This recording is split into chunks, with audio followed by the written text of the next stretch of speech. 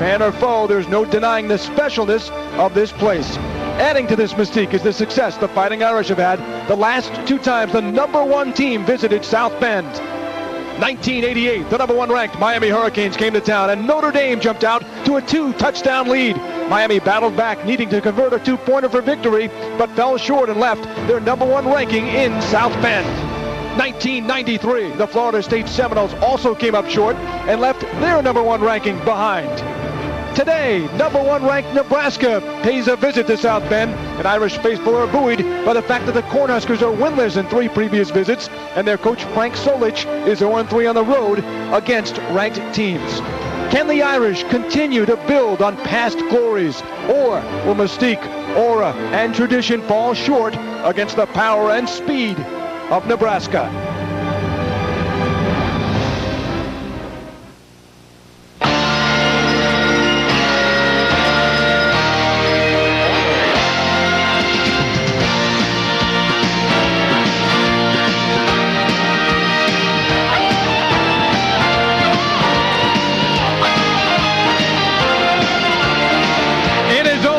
Number 2, but there's a bowl-type atmosphere here at Notre Dame as over 80,000 fans are jam-packed this historic stadium in South Bend, Indiana.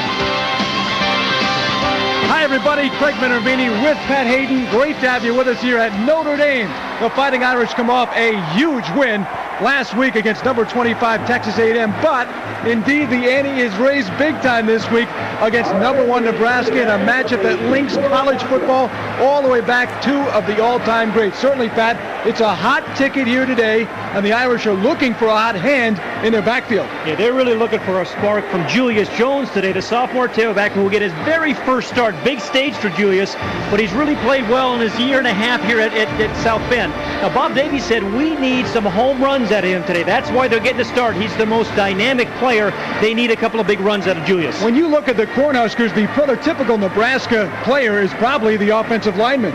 You know, we always talk about quarterbacks and, wide receivers. We should be talking a lot about offensive linemen today, and Nebraska offensive linemen. They deserve to be talked about. These guys are stars. 505 yards rushing last week, yard lost in the rushing game. At the end of the game, maybe the quarterback gets the MVP, but the offensive line really set it up. Yeah, they are the cogs, but the key to the machine is certainly the quarterback, Eric Crouch. We may have to slow-mo him today to keep him in focus because this guy can flat-out fly. Yeah, simply put, he is a legitimate Heisman Trophy candidate. Not his first trip to Notre Dame. He came there as a junior in high school in their summer camp, was the fastest player in that camp. He's probably also their toughest and most competitive player, and Notre Dame does not want to see him carry the ball on the edge of the defense. The Fighting Irish are getting set to take the field. It's the 151st consecutive sellout here at Notre Dame Stadium. The fans ready for what should be an exciting matchup, a good chance for the Irish to try and keep that mystique alive against the Cornhuskers.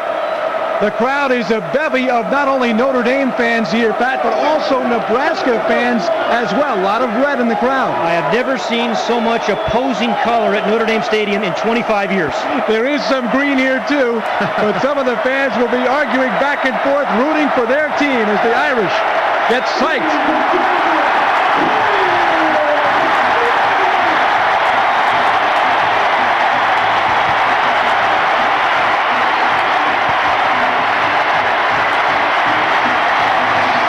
The opening kickoff is coming up in just a moment. We'll be right back after these words from your local station.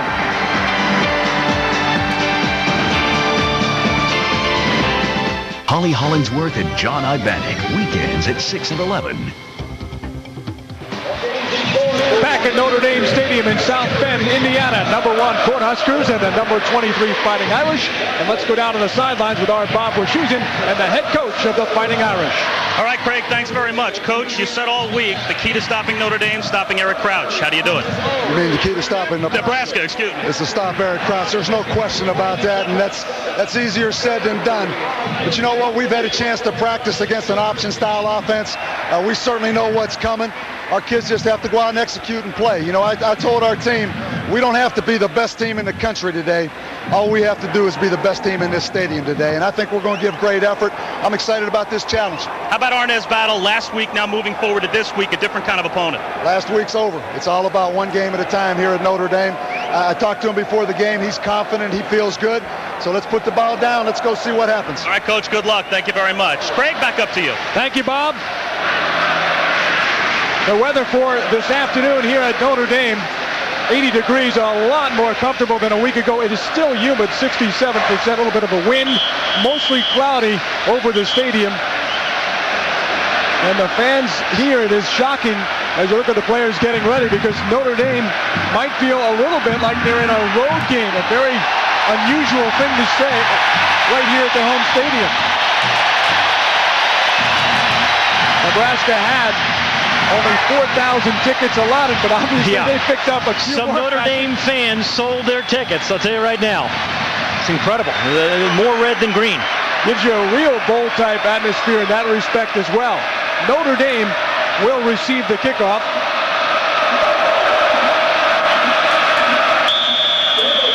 Dan Hayden-Felt will do the kicking for Nebraska, making his 2000 debut today. He's a sixth-year senior. And here we go. David Gibbons on the return for Notre Dame. Gets a hold to the 20, breaking wide to the 30, and he's knocked down near the 40-yard line as the Irish get off to a good start on special teams. Well, Bob Davie said to us yesterday, meaning we have a chance on a kickoff return. It should be a good play for us today. Tony Driver, number 25, leading the way. Really got a key block on number 16, Sweeney, to allow number 6, David Gibbons, to get the outside. And again, special teams can really set you up in great field position, and they can win a ball game for you, particularly when you're playing against an opponent like Nebraska. Well, big return. They'll start at the 41-yard line. The junior Arnaz Battle in his second career start. The stakes are raised this afternoon. On the fake, eluding over the middle, and it's nearly picked off, incomplete. Jabari Holloway was the intended receiver. Well, you sense it's going to be a different kind of offensive game for the Irish, a little bit more open than it was a week ago. But Des Moines Adams, number 98, did a great job of staying home. They have two outside ends, does Nebraska, that do a great job of containment. Their job, Adams and Vanderbush on the other side, is just force everything inside and hit every blue jersey that comes anywhere near you. A conservative approach last week from Kevin Rogers. Interesting, he's coming out passing right away. This time they give Julius Jones for a couple. And they'll set up a third and about 7. The Notre Dame offense for head coach Bob Davie. The offensive line, the one rookie, the center, Jeff Fain. Other guys, juniors and seniors. The backs and receivers, Arnaz Battle leads the way. Jones getting the start. Lipinski, good solid fullback. Gethrell Hunter, good speed. Touchdown for Hunter a week ago. Holloway, one of the quad captains, the tight end. Third and 7. Nebraska looking to hold here. Battle nearly picked off by Keo Craver. And a break for the Irish, because had he picked it up, he might have gone for 6. Nebraska is going to play man for man all day long against these Notre Dame receivers. And I don't think you want to be running hook routes. And man for man defense, you want to be running crossing routes, running away from the corners. And that's an easy play for Craver. The ball was thrown late, almost a touchdown for Nebraska. Joey Hilbold, sophomore punter, had a good week last week. And Nebraska blocks a lot of kicks. 10 last year, they blocked 2 field goal attempts. A lot of guys up here in the line. Bobby Newcomb is back deep. Former quarterback who can also move. He will take it at the 15, up to the 20. Newcomb cannot avoid Chris Yura, and makes the tackle on special teams. So far, at least on special teams, the Irish off to a good start. Nebraska's starting offense, led by their outstanding center. You're going to look at Dominic Raiola. Yeah, he is a the good junior out of Hawaii. And it's a tough front line. Pat, you talked about it. Yeah, he's the best offensive line in America. Both Bonatti, Raiola, Hochstein, and Schwab, the backs receivers. Crouch leads the way. Willie Miller, good blocking back for Dan Alexander, 200-yard game last week. Newcomb, Davison, Wistrom, an outstanding tight end who averages 28 yards a catch. Wow. From the 24. Crouch going deep. First play. He's back. His man, Bobby Newcomb, the wingback, for a big gain of 36 on the first play. How about this, Craig? Both teams, which are power teams, their first plays are pass plays. A beautiful fake. It was that two tight end formation, which they like to throw out of. And Bobby Newcomb, the quarterback from a year ago, does a great job of adjusting. First, a great release. You know, making Brock Williams miss at the line of scrimmage was a key to that release. And then a real good adjustment to the ball. Terrific reception.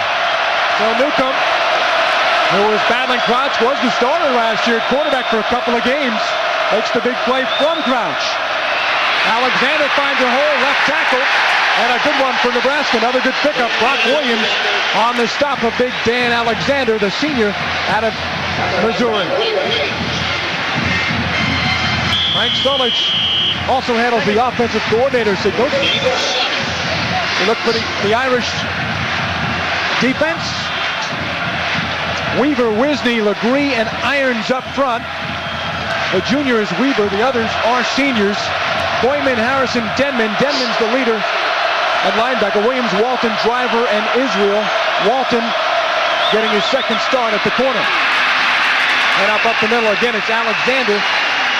Craig, this offensive system really has been in place for, 30 years at Nebraska, and it combines, raw power, which you just kind of saw there, with some finesse in the option game, and then they kind of sprinkle in some passes. And in the passing game, they usually come up with 3 or 4 big passes a game. We've already seen one to Bobby Newcomb. 3-yard gain. It's 1st and 10 at the 28-yard line for Nebraska. This offense, you're right, Pat, they are like a machine. Last week scoring in 5 of their first 7. On the option, rolling, throwing for the tight end Wistrom. He was defended well on the play that time by Brock Williams and Tony Driver as they faked the dive up front, and he was rolling wide. Well, Eric Crouch a year ago was 52% thrower, but he is most dangerous when he's running the ball. I mean, this guy is a flat-out sprinter, 10.4 100 meters in high school. And I think the other thing, he is just tough. I mean, he takes some shots, bounces right up, and run off from 20 yards the next play. Hey, you have to if you're an option quarterback. Wait to the last moment. This time he gives to Alexander, and B.J. Scott snuffed it out. The nose guard for Notre Dame, the senior from Brookville, Indiana. Yeah, last week, Nebraska didn't have one negative play. That offensive line was that good. But that time, great penetration by B.J. Scott. Those are the kind of plays they need. It looks like Grant Irons, number 44 down, a starting defensive end for the Irish. Grant had a problem last week. He was dehydrated with the heat reaching over 115 degrees on the field. He left in the third quarter. They're going to need, Notre Dame is going to need a lot of defensive linemen today. So we'll tell you about Grant Irons when we come back in a moment. We're scoreless early on from Notre Dame.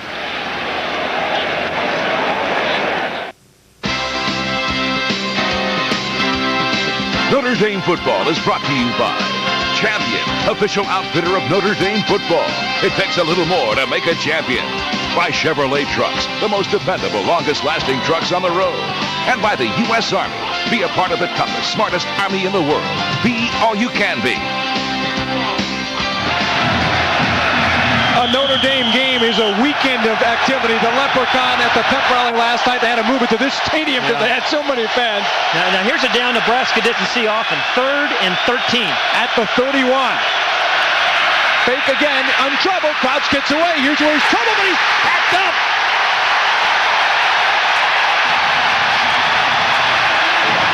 The Notre Dame defense again doing the job, and it was Anthony Denman, the outstanding linebacker. Yeah, Tario Harrison gets to him first, but again, this is a very uncomfortable down for Nebraska. 3rd and 13. Didn't see it all last week, saw it rarely a year ago. Notre Dame decides to come with the blitz. Harrison, the linebacker, beats his man like a running back, put a little move on him, and then Denman finishes him off. Lost 7 yards, 2 bats, so no thought of a long field goal here. There's another thing you don't see often, a punt from Nebraska. Dan Hayden felt. will boom it and try and he tried to catch it at the 2, but he really did boom it. You can't punt that one in the end zone. They gave too much yardage to Notre Dame. They didn't pick up many yards at all in the exchange, only about 16 yards.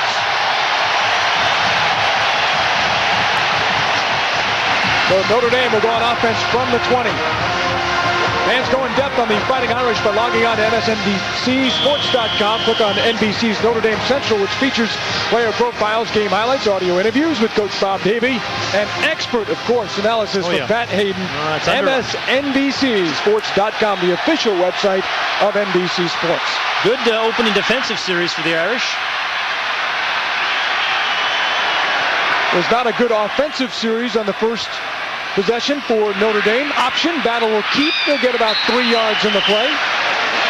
Craig Adams made the tackle. Craig, if you have to play the #1 team in the nation, which Nebraska is and deserves it, this is a good time if you're Notre Dame. Yeah. You're playing them at home. You've just come off a big win against Texas A&M, and you're playing them early. We talked to that man Bob Davie about that yesterday, and he echoed those thoughts. If you have to play them, of course. Yeah, I prefer not to. They'll play them next week next year at Lincoln to open up the season. 2nd and 6. They gave him 4 from the 24. Inside handoff. Jones, left tackle, finds a little room. He gets first down yardage. He was stopped on the play by Deion Booker. Good run by Julius Jones, a guy who can make something happen, sophomore out of Virginia. The thing that Irish like about Julius Jones is that although he's got the capability of breaking off 40 and 50-yard runs, he's not afraid to take it inside. Good offensive line surge, 52 is Thane. Jim Jones, the left guard, number 55. Ballers there, but again, a patient run by Julius Jones. He doesn't try to make every run 40 yards, but he's capable of doing it. This is more Notre Dame football, too. The run, they set up the pass. They're trying to keep the Huskers honest. Battle circling. He can run. Looks over the middle, nearly picked off again. He was going after Dan O'Leary. Carlos Polk nearly got it. That's almost 2. 3. Yeah, 3. You're right. I mean, the last week, Arnaz Battle didn't have anything nearly intercepted. He's almost had 3 balls intercepted in this first quarter. And number 13 right here, he's Carlos Polk, the inside linebacker. I mean, this guy is an active guy. He's 260 pounds, but boy, can he move around. He plays very close to the line of scrimmage, blitzes a lot, but that time in pass coverage. Talked to Carlos this week. He said, I don't like that movie, Rudy, at all. That was not very... Not many Cornhuskers did. No, they did not rent that at their local store this week. 2nd and 10. Let's see who jumped. Flags all over the place. I think what Bob Davie needs to do right now is kind of settle Arnaz Battle down in this passing game in particular and feed the ball to Julius Jones some, maybe run a screen, a draw, something like that. But right now he's throwing the ball a little wild, and there's been pretty good coverage by Nebraska. Defense. Refs talking it over. Might be a difference of opinion. On the other side. It is a Big 12 crowd. Home officials. It is dead ball legal procedure against the Irish. They'll be backed up 5 yards. Looks like it was Kurt Vollers. Yeah, Kurt Vollers down in the right tackle position. Moved kind of early. That was easy. Des Moines Adams was rushing in. One of the lighter guys up front, number 98. The left rush end for the Cornhuskers. As you notice, they angle in. We'll talk about that, Pat. The unique defense of Nebraska. Everything is unconventional about these guys. 2nd and 15. Battle passing. Over the middle. Tipped again, and this time it is picked off. Joe Walker's got it. Walker will go down at the 35. Well, Notre Dame felt they could not be as conservative as they were last week against A&M. But if they're going to throw it, they've got to throw it to some guys in the blue jerseys. I mean, great coverage by Nebraska. And mind you, it's mostly man-for-man defense. Joe Walker, he's their rover. They call strong safeties most places. But good rush inside. Ball number 90. And then Polk, number 13, gets his hand on it. And Polk right there, he was the guy that really caused the interception, blocked an extra point last week. So Carlos Polk has had a very good first quarter. So 1st and 10, 35-yard line. Crouch pitching out. The tackle made on the play by Shane Walton. Flag down. Flags are down in the play. You know, Pat, Coach Bob Davie, how many times do we hear no self-inflicted wounds, holding on Nebraska, that'll help the Irish cause. And here, nearly got picked off a couple of times. First series get picked off after making some good defensive stops. Yeah, and I think, as we said, trying to get your quarterback settled down, there's a couple of ways of doing it. Get your running game going, you get, get your running game going, or you get a couple of screens in there to settle them down a little bit. Get them on the ups. Again, uncharacteristic kind of down in distances thus far for Nebraska's offense. We saw the 3rd and 13 a while ago. It's 1st and 19 or 19 now. From the 44.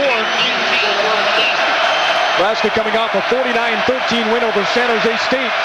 Again, they did not play well defensively. Option Crouch. This time pitching. Halter getting outside. Picked up about 5 yards in the play. Brock Williams and Terrio Harrison, linebacker, made the stop. Both teams are playing a lot better defense than offense early in this ballgame. I mean, he's kind of sent to some good, solid coverage, some good, solid hits.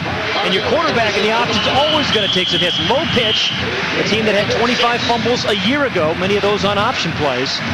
But good defensive play once again by Notre Dame. Again, 2nd and 14. Nebraska's used to being in 2nd and 4. Grant Irons, by the way, back in for Notre Dame after leaving the field. Right up there. Yep. 2nd and 13, 38-yard line.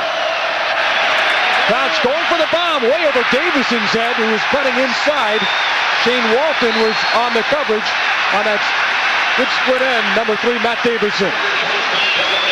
A little bit surprised with that great offensive line.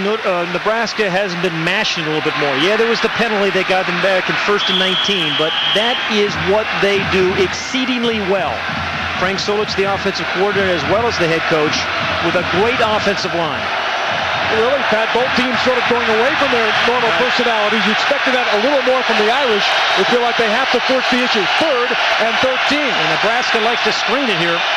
Crouch way back to pass, sets up the screen. Got Buckhalter to the 30. They stopped him short of 1st down yardage. Tony Driver, good stop. The free safety who comes off a career game of 10 tackles last week.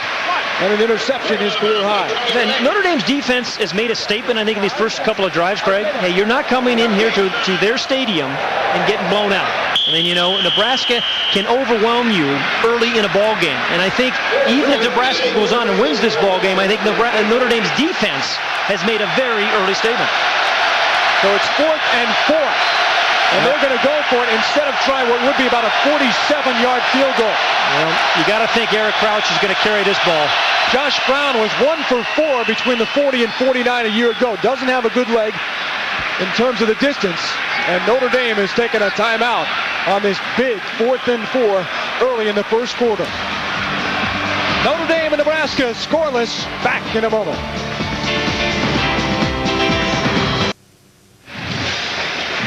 Back at Notre Dame, big 4th and 4. The Huskers are going to go for it, Pat. Yeah, 4th and 4. They have a 2 tight end set in, and Bob Davie's very concerned about passing in this 2 tight end set. The other thing they like is to get it to Bobby Newcomb on quick screens. Galladay near side tight end. Wistrom the far side tight end. 4th and 4. Remember the speed of Crouch. Straight up the middle. Nope, Crouch is hanging on. Crouch has got it, and Notre Dame can't get him. Right near the line, it's going to be close. I think he's short. I think he's about a yard short. It was the old naked bootleg for Eric Crouch. You see how tough he is. With great speed, broke 1 tackle, but he's a yard short. Yep.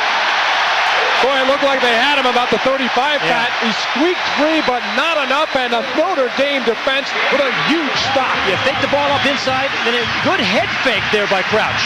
Again, the defensive end stays at home. That's Weaver. And then Anthony Dedman gets a pretty good shot at him. And then Tony Driver, once again, who started off having a pretty good game here. Here's the first guy up here. That's Weaver, number 98. Crouch, then Dedman. There's 2 tackles missed. 2 tough tackles. And then Driver, number 25, finishes them off. Now the pressure back on the Notre Dame offense at their 26. It's 1st and 10.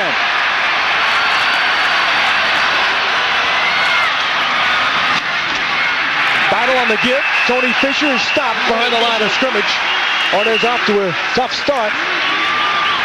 0 for 4 with an interception. Scott Shanley made the tackle. Yeah, and again, Scott Shanley is one of those walk-ons from Nebraska you hear so much about. In small town, St. Edward, Nebraska, 800 players, or 800 people. Dreamed about playing at Nebraska since the 2nd grade.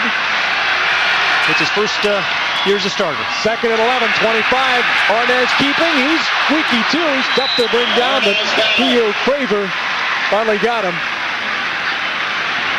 Gain of a couple, be a 3rd and 8. Arnaz battle. What an emotional story for him on his shoulder, his left shoulder.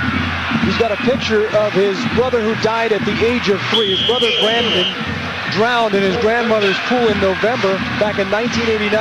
He said he used to carry around wallet photos of young Brandon but would lose them. And he had a tattoo put on his shoulder in memory of his brother, a person he thinks about every day. He said Brandon would be a freshman in high school today and probably would have been a better player. What a way to remember your young brother. Pass to Gibbons, a good one from Battle. His first completion, it's a first down as David Gibbons makes the grab. 8-yard pickup on a big 3rd down play. David Gibbons is used in a lot of different ways here for the Irish. That time just got a short little motion, didn't come across all the way the field, knew exactly where the first down marker was. He's a little bit like a linebacker. He's got that kind of size, 6'3", 217 pounds. They use him as a running back some, good on special teams, and could be probably a tailback at most schools. Gibbons had the 21-yard touchdown, a 21-yard catch rather last week, helping out the Irish cause in the comeback win against A&M. Battle on the option again. He's going to keep. Stopped up around the 40-yard line by a host of Nebraska defenders. It was Randy Stellar getting the credit for the tackle. Well, this is Craig Bohl, the defensive coordinator, calls it kind of a unusual, unconventional kind of defense. Guys coming off the corners, incredibly fast. I mean, they got some strength. Look at that, the fullback getting kind of hammered right there. But it's really hard to get in any kind of running momentum or against this Nebraska team because they penetrate so much. You need a couple of big plays. 2nd and 8 from the 40-yard line. Single setback. It's Fisher. He's got it at the 40. Up near the 45. Joe Walker knocked him out of bounds. Gain of 5 yards. Yeah, that's a pretty good play by Joe Walker. A strong safety for Nebraska. I mean, that thing looked like it was going to go for a good first down easily, but this guy had an unbelievable year in 1998, kind of a highlight year, and 3 interceptions. 1 went for a touchdown, had a 99-yard kickoff return, a 73-yard punt return. Just an unbelievable year. Last week again, they were 0 for the first 7 on 3rd down. 1 for 2 today. It's 3rd and 3 at the 45-yard line.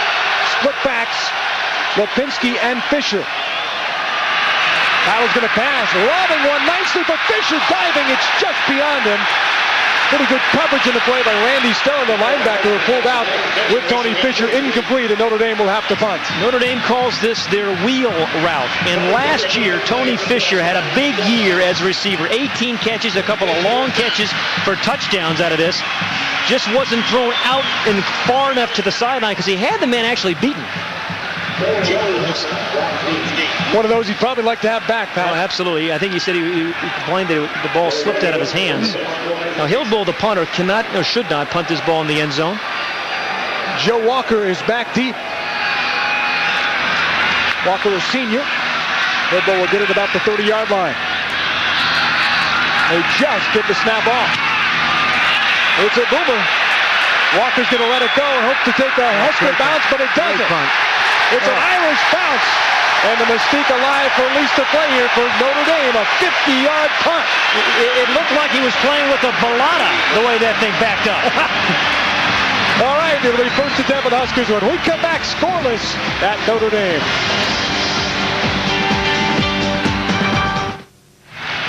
One of America's most enduring corporate images, the Goodyear blimp is floating overhead, providing our aerial views for today's game. The Spirit of Goodyear, one of 7 airships in the Goodyear blimp fleet. Goodyear now has 3 blimps in the United States, 2 in Europe, 1 in South America, and 1 in Australia.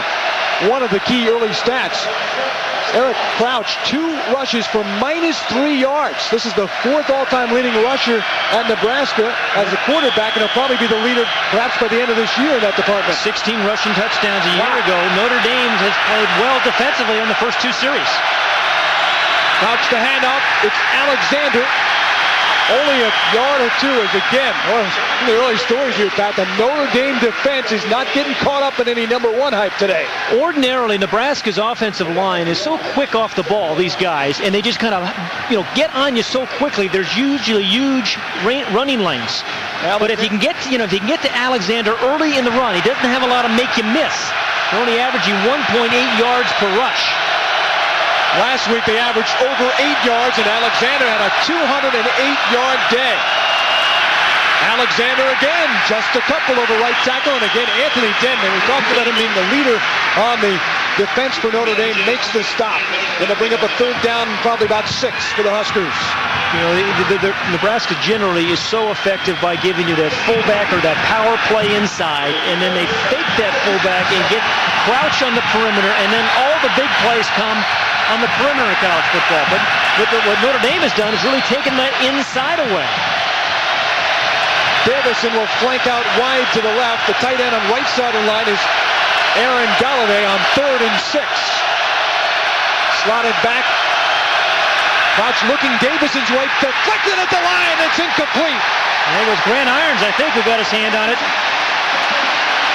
Yeah, he's hurt. Grant Irons might have hurt his, it looks like he hurt his shoulder a little bit. But I'll tell you, another 3 series, 3 good defensive series by Greg Madison's team. Really a good play by Grant Irons. Had people at his feet. It was going to be a quick out. Fought off the block down by his legs. Gets his hands up and tips the ball. That's how you get interceptions, too. Good play by Irons. His brother Jerry Leonard at Nebraska back in '91. Not sure how Jerry's take on the game is here today, being a former Husker. Julius Jones will get it at the 50-yard line. Got some room down the sideline. 40. Knocked down at the 35-yard line by DeJuan Gross. And good field position for Notre Dame. They'll take over on the 35. 41-yard punt for the 14-yard return. Let's go down to the bottom of the sidelines. Guys, this may look like just any old practice jersey to you if you don't know Nebraska football, but if you do know Nebraska football, you know what this is. It's a black shirt. This is the practice jersey given in ceremonies to all the starters for the Nebraska defense. It's so ceremonial and so traditional now that the coaches have a behind closed doors meeting where these are handed out to the Nebraska starters on defense, including a videotape presentation of different Nebraska players talking about how special it was when they got their black shirt for the very first time. Well, right now, the black shirts for the Nebraska Cornhuskers have to come up big. What a Jamin catch. Hunter made the catch from Ornez Battle as the black shirts couldn't come up with a play that time. It's a big gainer of 24 for Notre Dame. Battle to Hunter. Battle's warming up. 2nd week in a row, Jamin Hunter has become a power forward. The pump fake, but Sweeney was not fooled. Great adjustment by Hunter. It looks like it's a penalty. It's going to come back, but nonetheless, great adjustment and catch by Jamin Hunter. Holding against the Irish. As the Irish were celebrating, no one saw the flag standing at around the 37-yard line, and a tough break for Notre Dame on the Irish. Well, maybe Jordan Black up here, number 78. He's got him on the face mask. Yep. The old Heimlich maneuver on Kyle Vanderbosch. The easy call. But, you have to take some shots against the corners. As good as they are for Nebraska, it's man for man, bump and run all over the field. Man for man all the way around here. You got to take a couple of shots. Got to feel good for Battle, even though they lost to 10, to make the completion. He's gaining confidence, and here he goes again. Battle to the 40, shake and bake, 35. Randy Stella knocked him down. Battle is just getting a lot more comfortable running the offense. Big difference from the first series and the second series. Well, it's a long game. There's going to be a lot of, negative kind of plays, but he's going to have to make ones like this. And when you're trying to settle your quarterback, a good runner like Arnez Battle, give him a chance to run the quarterback options. Really, a quarterback draw is what it is. Good call on that down. It puts him in 2nd and 10. And Bob Davie told us the big question he has. He loves his quarterback, knows he's a young quarterback. How does he overcome a mistake? That's the issue. And so far, he's trying to overcome that early interception. The defense did the job. No points on the board for Nebraska. Way back, trying to find Terrence Howard there, and a screen that didn't really develop for Notre Dame. Well, that's the play Notre Dame planned for a long time. A screen trying to match up their back against Carlos Polk, number 13, the middle linebacker for Nebraska. I think Polk surprises people. You watch him, walking around, you see he's a big, thick-legged guy, 260 pounds. So he can't run. Well, he sure can run. I mean, he covered that screen perfectly. He tipped, he caused the interception a moment ago. And this guy is a good player. They are going 5 wide here on 3rd and 11 at the 36. And there is some confusion. Trips to the left, twins to the right for Notre Dame. Battle. Well, he faked the throw, gets away. No, they're going to say... There was movement. There was movement before the snap. Good call. There was movement before the snap. I think. Where's the flag? Over there on the far side. Flag and snap. Oh, okay. False start offense. Replay the down. 5-yard penalty. Penalty occurred before the snap. Tough break for the Irish, as that play may have had first down written all over it. No, it was the right call. I think it was Jordan Black moved early, the left tackle. It was an easy call for the line judge. Make it 3rd and 16. Set up 3rd and 16. You look up here, number 78 again. Moving early. Whoopsie daisy. Yeah, those guys, Vanderbush, you got him over you. You're anxious about his pass rush. 6'4", 260, and he can move too. So, 3rd and 16 from the 41. Battle spinning. Stella trying to run him down. Lofting, wide open receiver, Getherall, but he actually was right on the line, and it is incomplete. He would have been out of bounds anyway. But what incredible speed by Nebraska's defense, though. Randy Stella, you saw him chasing Arnaz Battle, number 34. He should be on somebody's track team. They call him an outside linebacker, was a high school running back, and he is unbelievable. He used to return kicks for Nebraska, even though he's playing linebacker. He's close to breaking Gale Sayers' record long jump. Back in speed. So on 4th and 16 here at the 40, Joey Hillbaum will let go of his 3rd punt of the game. Joe Walker again back deep at about the 9. Hillbaum. Walker was calling for the fair catch. The ball bounces to around the 17. Nebraska will take over right there. Good punt again. Good punt. So the Huskers will go back on the arrow with 2:28 to go. It's 0-0 in Notre Dame.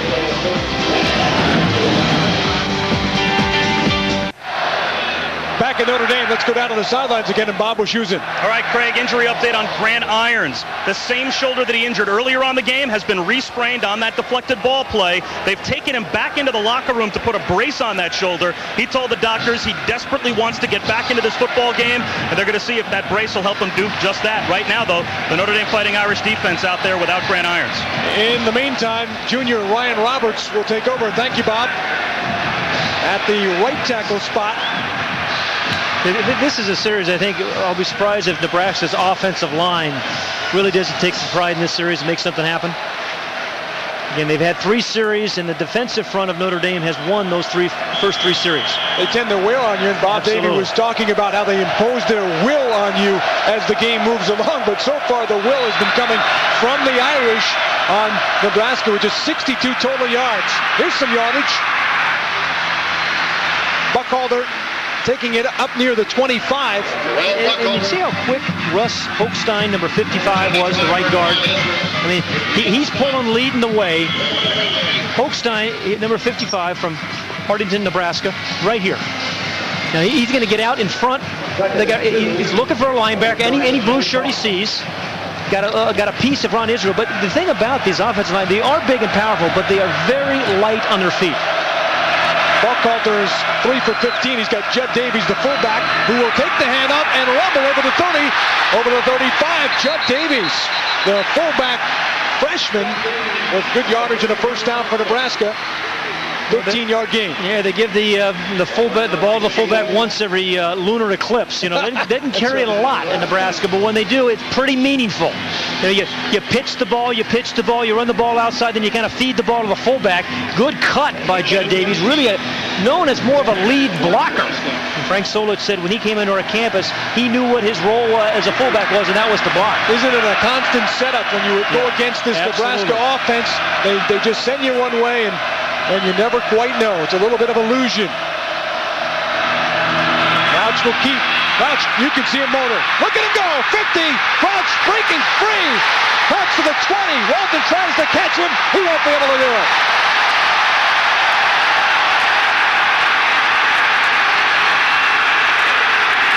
No flag, 62-yard touchdown for Eric Crouch.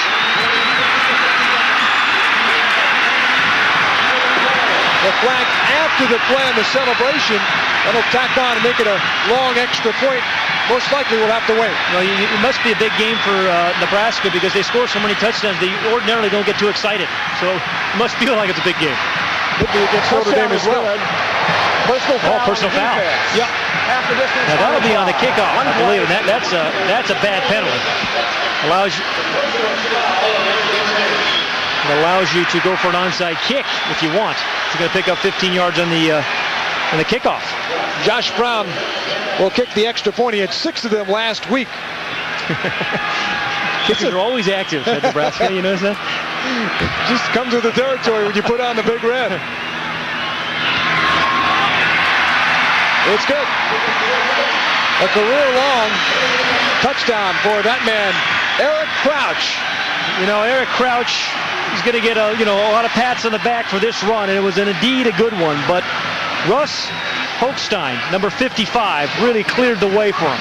Fake the option. Remember, they just ran the fullback the play before. They fake it to the fullback this time, and then you use first the power, well, actually the finesse of Crouch, then the power, then the speed. So Crouch gives you 3 different elements. 10 to 400-meter sprinter. And that's the foul. That's a stupid foul on Shane Walton. It'll cost him 15. This is where I think, hey, you go for an onside kick. You probably won't. You're playing on the road, you scored. But I think you think about it. Notre Dame is playing such a disciplined game so far. That's exactly the kind of penalty that is just an absolute killer. Especially when the offense is going to be challenged to go down the field 80 yards to begin with. Crouch can really get you frustrated because you feel like you're doing a good job defensively. You're stuffing the running back, you're stuffing the fullback for the most part. Next thing you know, he's going 62 yards against you. He can be methodical, and then he can be a bullet. So much for 2 carries, Pat, and minus 3 yards. What's his average now? It's much improved. Now he's up there. 4th all-time. 25 rushing touchdowns for Nebraska. He's just 8 shy of the all-time career mark for quarterbacks. Now remember Notre Dame had a pretty good return on the opening kickoff, and Bob Davie felt this would be a good play for him.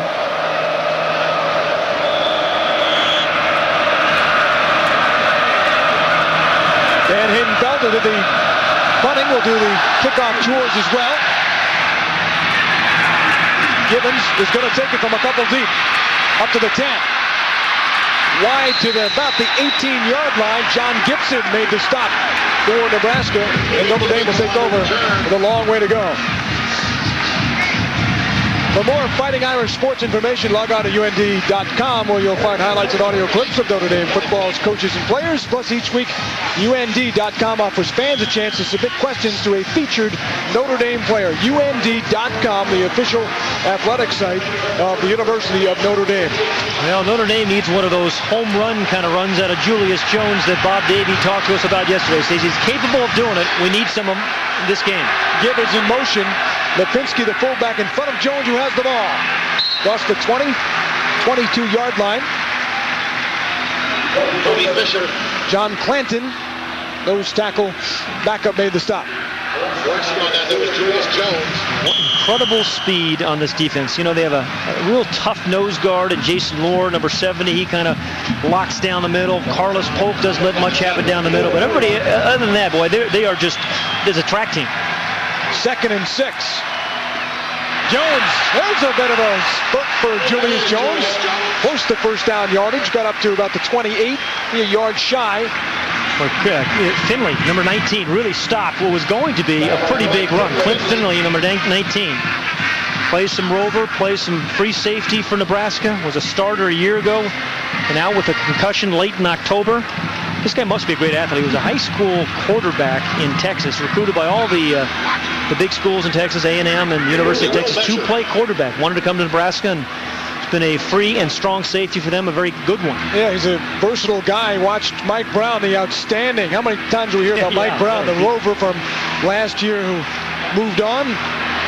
One thing about Nebraska, as you look, it's about a foot or so here in a big third down. They've lost 6 starters on defense, and if there's one spot Notre Dame felt like they had a shot, it was to try and exploit some of the younger players for Nebraska's defense. They lost Steve Warren, Big 12 defensive tackle. Aaron Wills, the starting rush, and a couple of the All-Americans we mentioned in the Browns in the backfield. Irish are going to let the quarter run out. Perhaps they'll see if they snap it before. They're going to let it run out. They should. Battle's looking over, and indeed the quarter does run out. Notre Dame knew Nebraska was going to score a few. Let's see if they get their offense going when we come back for the second quarter. It is Nebraska, thanks to Eric Crouch, leading Notre Dame 7-0. We'll be right back after these words from your local station.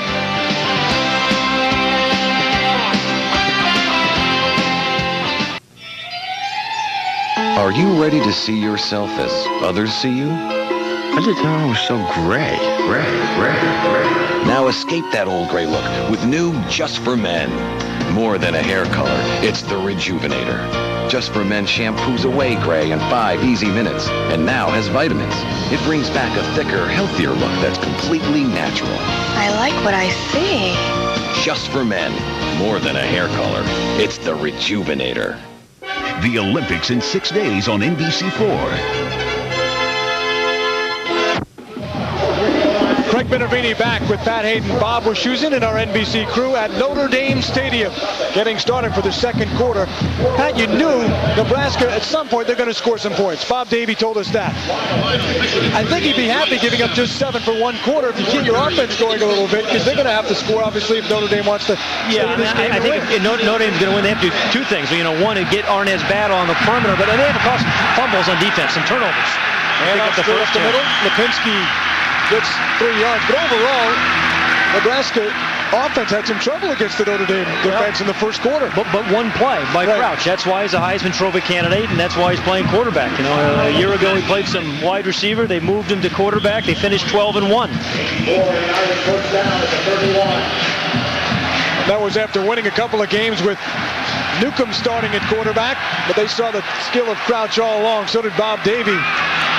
Julius Jones getting some yardage across the 35. Oh, white jerseys around the ball carrier. You notice that? It's like ants on a sugar cube. I mean, whoop. Scott Shanley was the big ant right there, the sophomore out of Nebraska. Watch Mike Gandy, number 69. He's going to come around, and then 3 white jerseys kind of engulf 69 and the ball carrier. And again, good team defense. Craig Pohl, the new defensive coordinator there, played for Nebraska in the late 70s and succeeded Charlie McBride after 18 years. They have 11 starters from the state of Nebraska. It's amazing when you look at their roster, how many there. 2nd and 6. Not much happening for Lipinski up the middle. I think it's one of the beauties of the Nebraska program, Craig, is the kids just don't go out of state. I mean, the football players stay in state. And when you have 10 in-state players starting for Nebraska, the high school football must be pretty good in Nebraska, too. Crouch is from Nebraska, Omaha. And Pat, we talked with the players this week, growing up in the state of Nebraska, where you follow the team on radio, the guys were saying when they were growing up, it's such an honor to wear that N that it's very hard to think of going anywhere else if you're that good. For Nebraska, you think you got to watch out for Arnaz Battle on the quarterback draw here. 3rd and 6. Battle trying to break outside, got good speed, gets to the 40, first down. Battle near the 50-yard line, and this time there are no flags, which has been hampering Notre Dame. 3 penalties so far, 14-yard game. It wasn't a quarterback draw. It was supposed to be a pass, but Arnaz Battle felt some real quick early pressure, found a little crease, and like a running back, like a tailback really, found a little crease in that defense. You can see some guys coming in here early. Then steps up in, then avoids, dips his shoulder. Tackle, sees exactly where the first down marker is. That's the key thing. having the presence and the awareness of what you need to pick up a first down. That's what Arnaz Battle did there. Arnaz contemplated going to Notre Dame, but he grew up watching people like the Rocket, Jerome Bettis, and he loved the tradition and the academic part of Notre Dame. That's why he came here. Jones on the inside handoff. Tries for the home run. He'll take the single, and a flag thrown might have been on the hit on Jones right as he went down near first down yardage. You know, it's a nice run, but I think Bob Davie was hoping for more. I mean, he said you're going to get 3 or 4 chances for a home run against this Nebraska defense in the running game. We've got to hit them. Personal foul, 15-yard face mask. Face mask against Nebraska. That'll tack on 5 more yards to the play. Yeah, easy call. It was on Deion Booker, the free safety, number 14.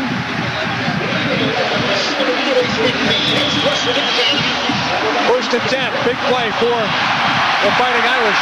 This time the penalty going against Nebraska and hurting the Cornhuskers. At the 25, a junior from Shreveport, Louisiana. Handoff, Jones breaks one tackle, gets a couple of yards. Initially hit by Vandenbosch for Nebraska. Now here's a guy who's playing with a chip on his shoulder. Yeah, Kyle Vandenbosch, a guy who, came to a camp, a summer football camp here at Notre Dame, wanted to really be offered an early scholarship to come to Notre Dame. They didn't give him one, and we talked to him earlier this week. He still remains bitter about that. He had a chip on his shoulder. Looks like a professional wrestler with his goatee and shaven head. He's a pretty good student, 3.8 in finance. He's got brains and brawn. Second and 9 from the 24. Oh, nice fade. Battle, keeping to the 20. Nebraska didn't pick it up at the 10. Down to the 6-yard line. Q.U. Craver made the stop on a terrific fake 18-yard gain for Arnaz Battle. It's a terrific call by Kevin Rogers. Haven't seen this yet from the Irish this year. It was a similar kind of play that Crouch ran. Tried to run for a first down. Little inside fake. Jay Johnston, number 11, downfield, doing a good job of stalking Craver, number 3. But good call, great execution, a misdirection play. Again, when you're playing against such a quick defense as Nebraska is, misdirection will work. Well, the passing hasn't been impressive for the coaches. For the 2 for 5 for Crouch, 1 for 8 for Battle, but both of those guys doing a terrific job. We're looking at, looks like Mike Gandy. He's the right tackle, a senior out of Garland, Texas, slow to get up here. He's played very, very well last week. Gandy, number 69, the right guard. Yeah, here's the terrific inside fake. Remember, you just had Julius Jones with a big run. Everybody bites on that. Good seal block on the outside. Good block downfield by Johnson, the wide receiver. Gives you a first. 69 is there. Looks like he just planted on his right foot, came down awkwardly, but just jogged off the field, so it looks like he'll be able to come back in the ballgame. Mike Gandy is their best offensive lineman. Had a terrific game last week against Texas A&M. Sean Mahan, the junior, will back him up, left guard, number 79. Most of the rushing yards from the quarterbacks, 59 from Crouch, 52 for Battle. First and goal from the 5. The give to Jones, up the middle for maybe a yard or 2. Stella, I think, just drilled him, number 34, Randy Stella. You talk to this guy about being a track guy, and again, built on speed, this defense, and boy, they are fast. Inside, kind of a good disciplined run. Again, Julius Jones didn't try to break it outside, make it a long run.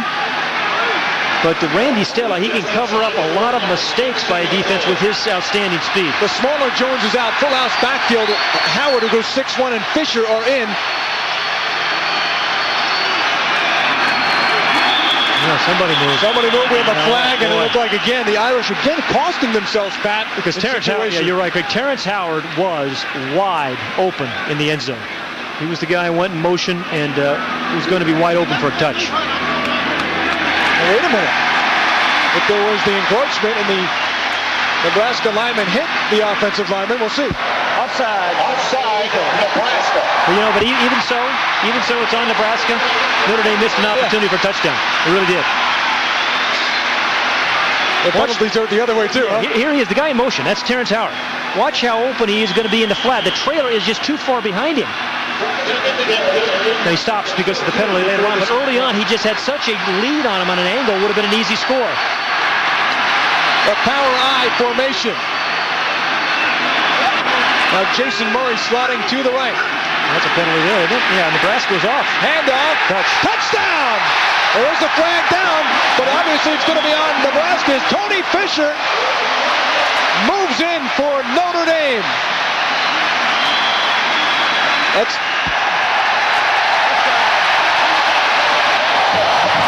It is declined, of course. Touchdown for Notre Dame. Tony Fisher and the Irish are a point away from tying this game up. Yeah, but be careful of the Nebraska on the extra points. Well, they blocked 2 of them last week.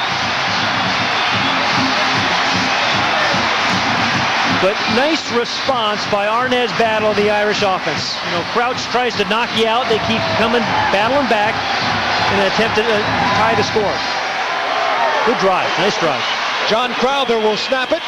Adam Tibble will put it down for the sophomore Nick Setta, who took over the starting job in the fall camp. He's got it. The Fighting Irish have tied the game up. A classy-looking drive, all rushes, capped off. 82-yard drive, capped off by Fisher. And Notre Dame has tied up the Huskers. We'll be back in just a moment. Notre Dame football is brought to you by Champion, official outfitter of Notre Dame football. It takes a little more to make a champion. By Chevrolet and the Chevrolet U.S. Olympic Countdown. And by Registered.com, your first step on the web. Well, since 1925, millions have watched the Goodyear Glimpse hovering over special events. Today, it's the spirit of Goodyear carrying on that proud tradition. Goodyear Associates Worldwide extend a blimp-sized welcome to all college football fans. Any college player looks up and sees the blimp, you know it's a big game. It's a big one. You know, you got number 1, you're at Notre Dame, coaches know it, fans know it, players know it. Bob Davie, it is the 26th head football coach at Notre Dame. In his 4th year, 6 games over 500. He has to be impressed with that drive, Mr. Hayden. Yeah, a good response. Remember the drive before, Eric Crouch won 62 yards, but a more methodical drive by the Irish. But indeed, Bob Davie, you told him yesterday it was going to be 7-7, middle of the second quarter. I think he'd be very pleased. And he's got to like the way that things have worked out, where the Notre Dame defense has at least put a little doubt in Nebraska's mind. Nebraska knows they can hit the big home run too, as they did with the incredible Eric Crouch.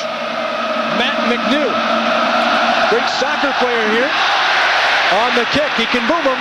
This one, though, will go out of bounds and give Nebraska excellent field position to start their drive.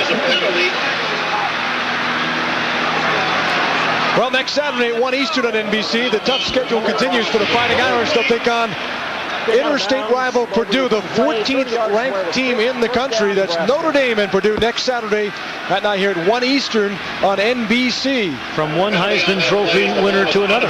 Drew Brees next week, Eric Crouch today.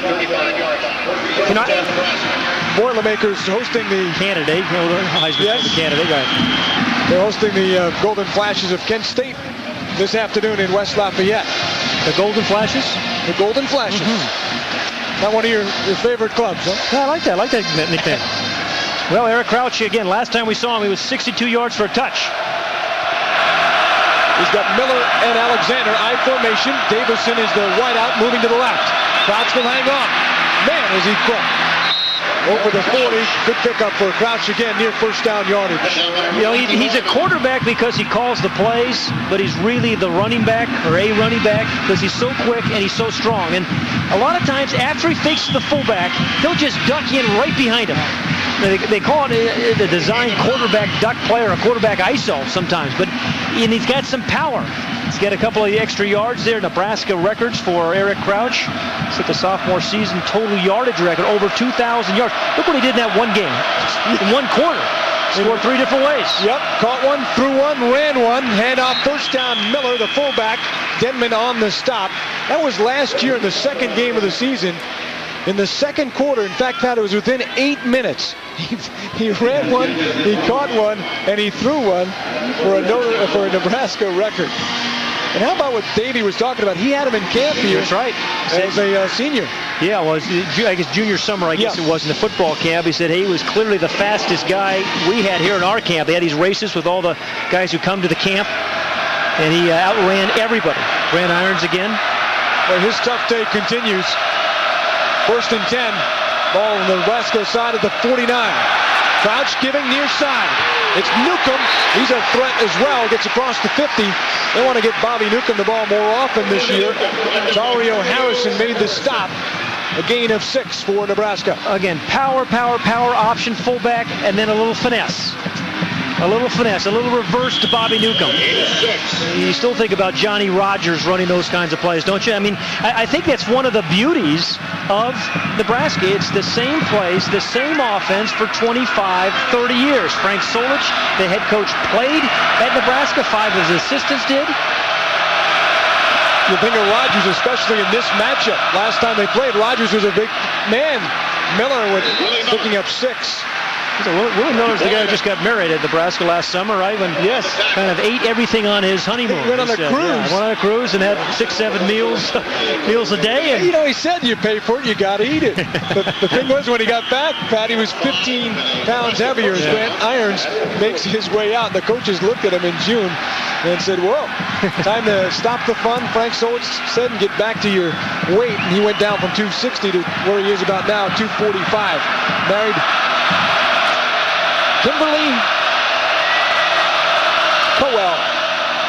1st and 10 at the 40. Couple of yard pickup for Dan Alexander. Harrison and Sapp making the stop. Frank Solich, head coach of Nebraska. As he's mentioned, he played in the 60s for University of Nebraska.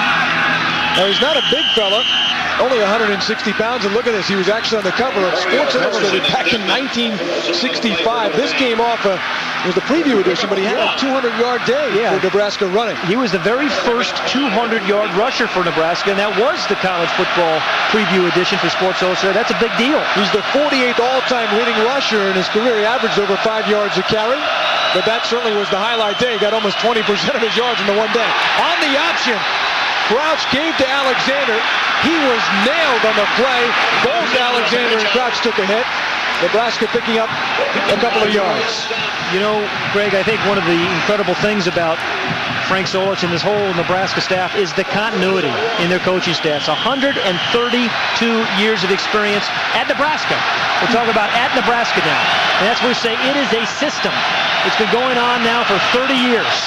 And everybody who comes, who grows up in Nebraska, they probably know the play calls when they're in 3rd or 4th grade. 3rd down and 6. Nebraska 0 for 3 on 3rd down in this game. Crouch rolling to the left. Has the option, will throw over the middle. A little floater, but it's caught by Davison. It's a 1st down. Shane Walton made the stop, and there's the danger of the option. You have to respect the run so much. Davison left open for the catch. You know, it was interesting talking to Matt Davison this week when we were in Lincoln, and he was saying, you know, playing wide receiver Nebraska isn't necessarily the most glamorous position, but you're going to get your opportunities. He said, it's really, for me, it's kind of like geometry, a game of angles. And my separation from the defensive back, which he did right there from Shane Walton, that's the key. I've got to get myself in position to be able to separate from that corner. All the geometry. Matt says he's not the fastest, he's most athletic, but he needs to use the head games to help out. Crouch on the keeper, rolling across the 20-yard line. Tony Driver made the stop. Picked up 6 yards. He'll set up 2nd down and 4 to go. Tony Driver with a big interception last week against A&M at the end of the game. Had a couple of interceptions a couple of years ago when Drew Brees came into the stadium at the end of the ball game. Came as a real talented running back to Notre Dame, but he's played defensive back this year and really a solid tackler.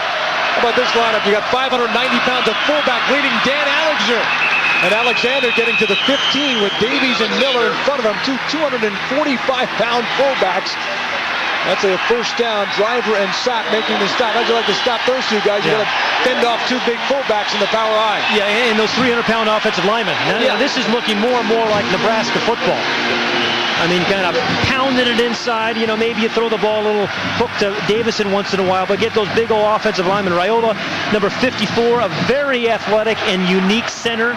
We've talked about Hochstein, Schwab, Fanatu, and Volk. Newcomb and Davison are wide left. The Twins are to the left, I formation. Crouch on the option. He'll keep. Now pitches last moment. Fumble. Crouch going after it. Well, they had 49 fumbles a year ago. The one blemish on a 12-1 record. They lost 25 of those. Many of those, as we said earlier, came on the pitch. The last second pitch here by Crouch. Yeah, 55 again. Hochstein does a great job of sealing off the inside. A ball that looked like it could have been handled. Crouch again scampered on it before Rocky Boyman could get to it. A 6'4" junior. Redhead.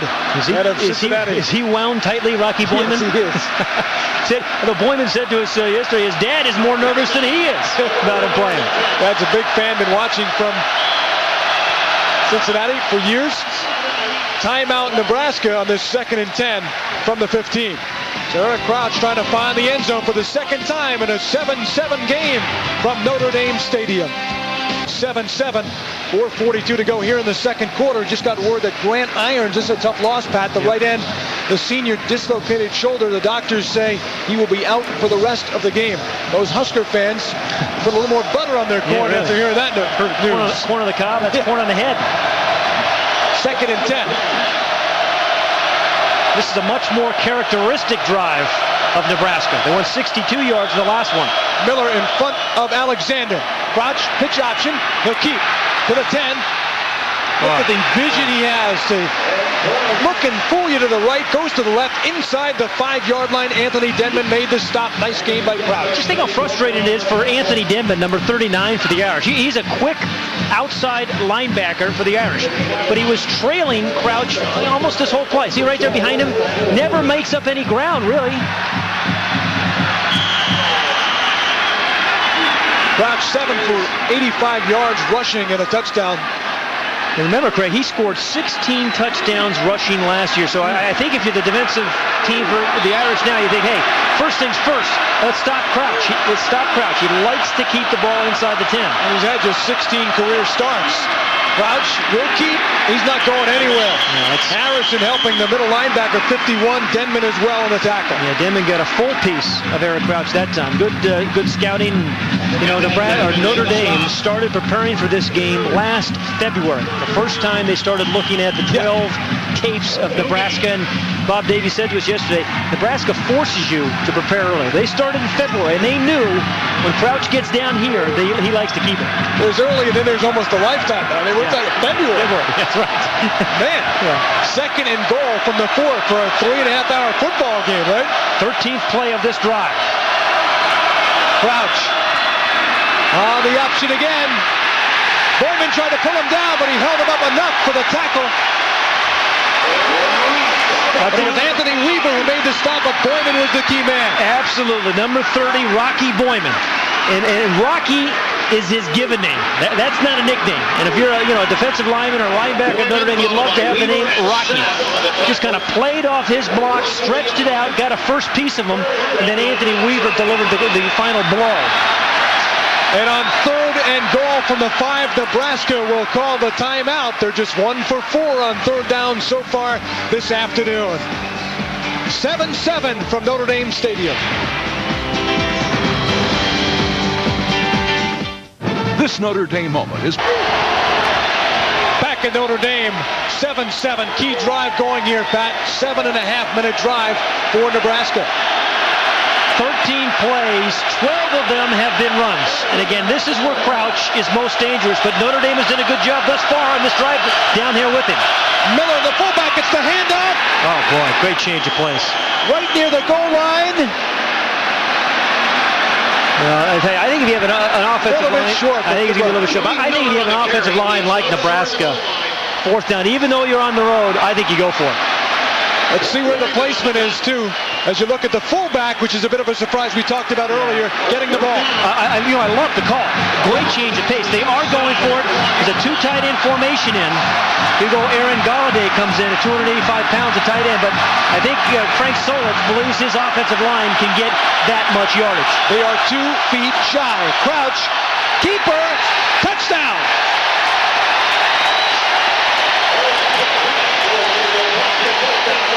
The plane of the end zone starts at the beginning, the very beginning, the white paint.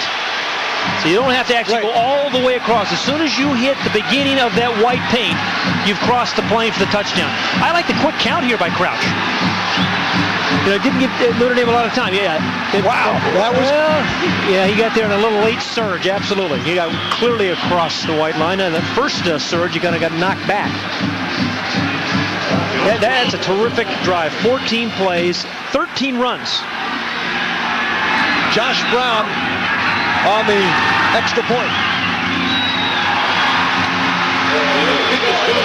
Eric Crouch on the keeper. And again, that great guile and gutsy effort to get it across. A long drive capped off, and the Huskers are back up by 7 again.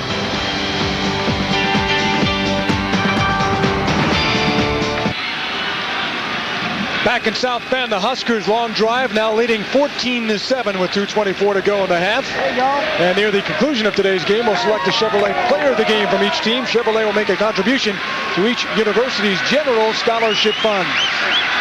And the Husker fans and the Notre Dame fans enjoying what has become so far a very entertaining matchup. You think about Nebraska, and I've been watching them for a long, long time over the years. They you have to beat them. They don't take days off. Bob Davie was talking about the same thing. I mean, you have to be able to manufacture a win somehow or other. They don't have a bad day when they run the ball as much. No. Unless you put Crisco on that ball, that's about it. Julius Jones will take it at the 5. Oh, got some room. 20. Breaking wide. 30-yard line Jones. 40-yard line Jones. And he's near midfield. And there's a bit of a home run. Give him a triple for that one to the 50-yard line. Absolutely. 4 or 5 opportunities. A 45-yard return by Julius Jones. You're going to see a really big lane open up here on the left. And right there, the guy on the outside for Nebraska just went a little bit too wide. Now, you think with all the touchdowns Nebraska scores and the practice they have on the coverage team, you wouldn't have let teams have 2 big returns, but Notre Dame has had to. First and goal right at midfield. 2:11 left in the half. DeJuan Gross had a shot at him, too. Yeah. Option to Fisher. At the 50.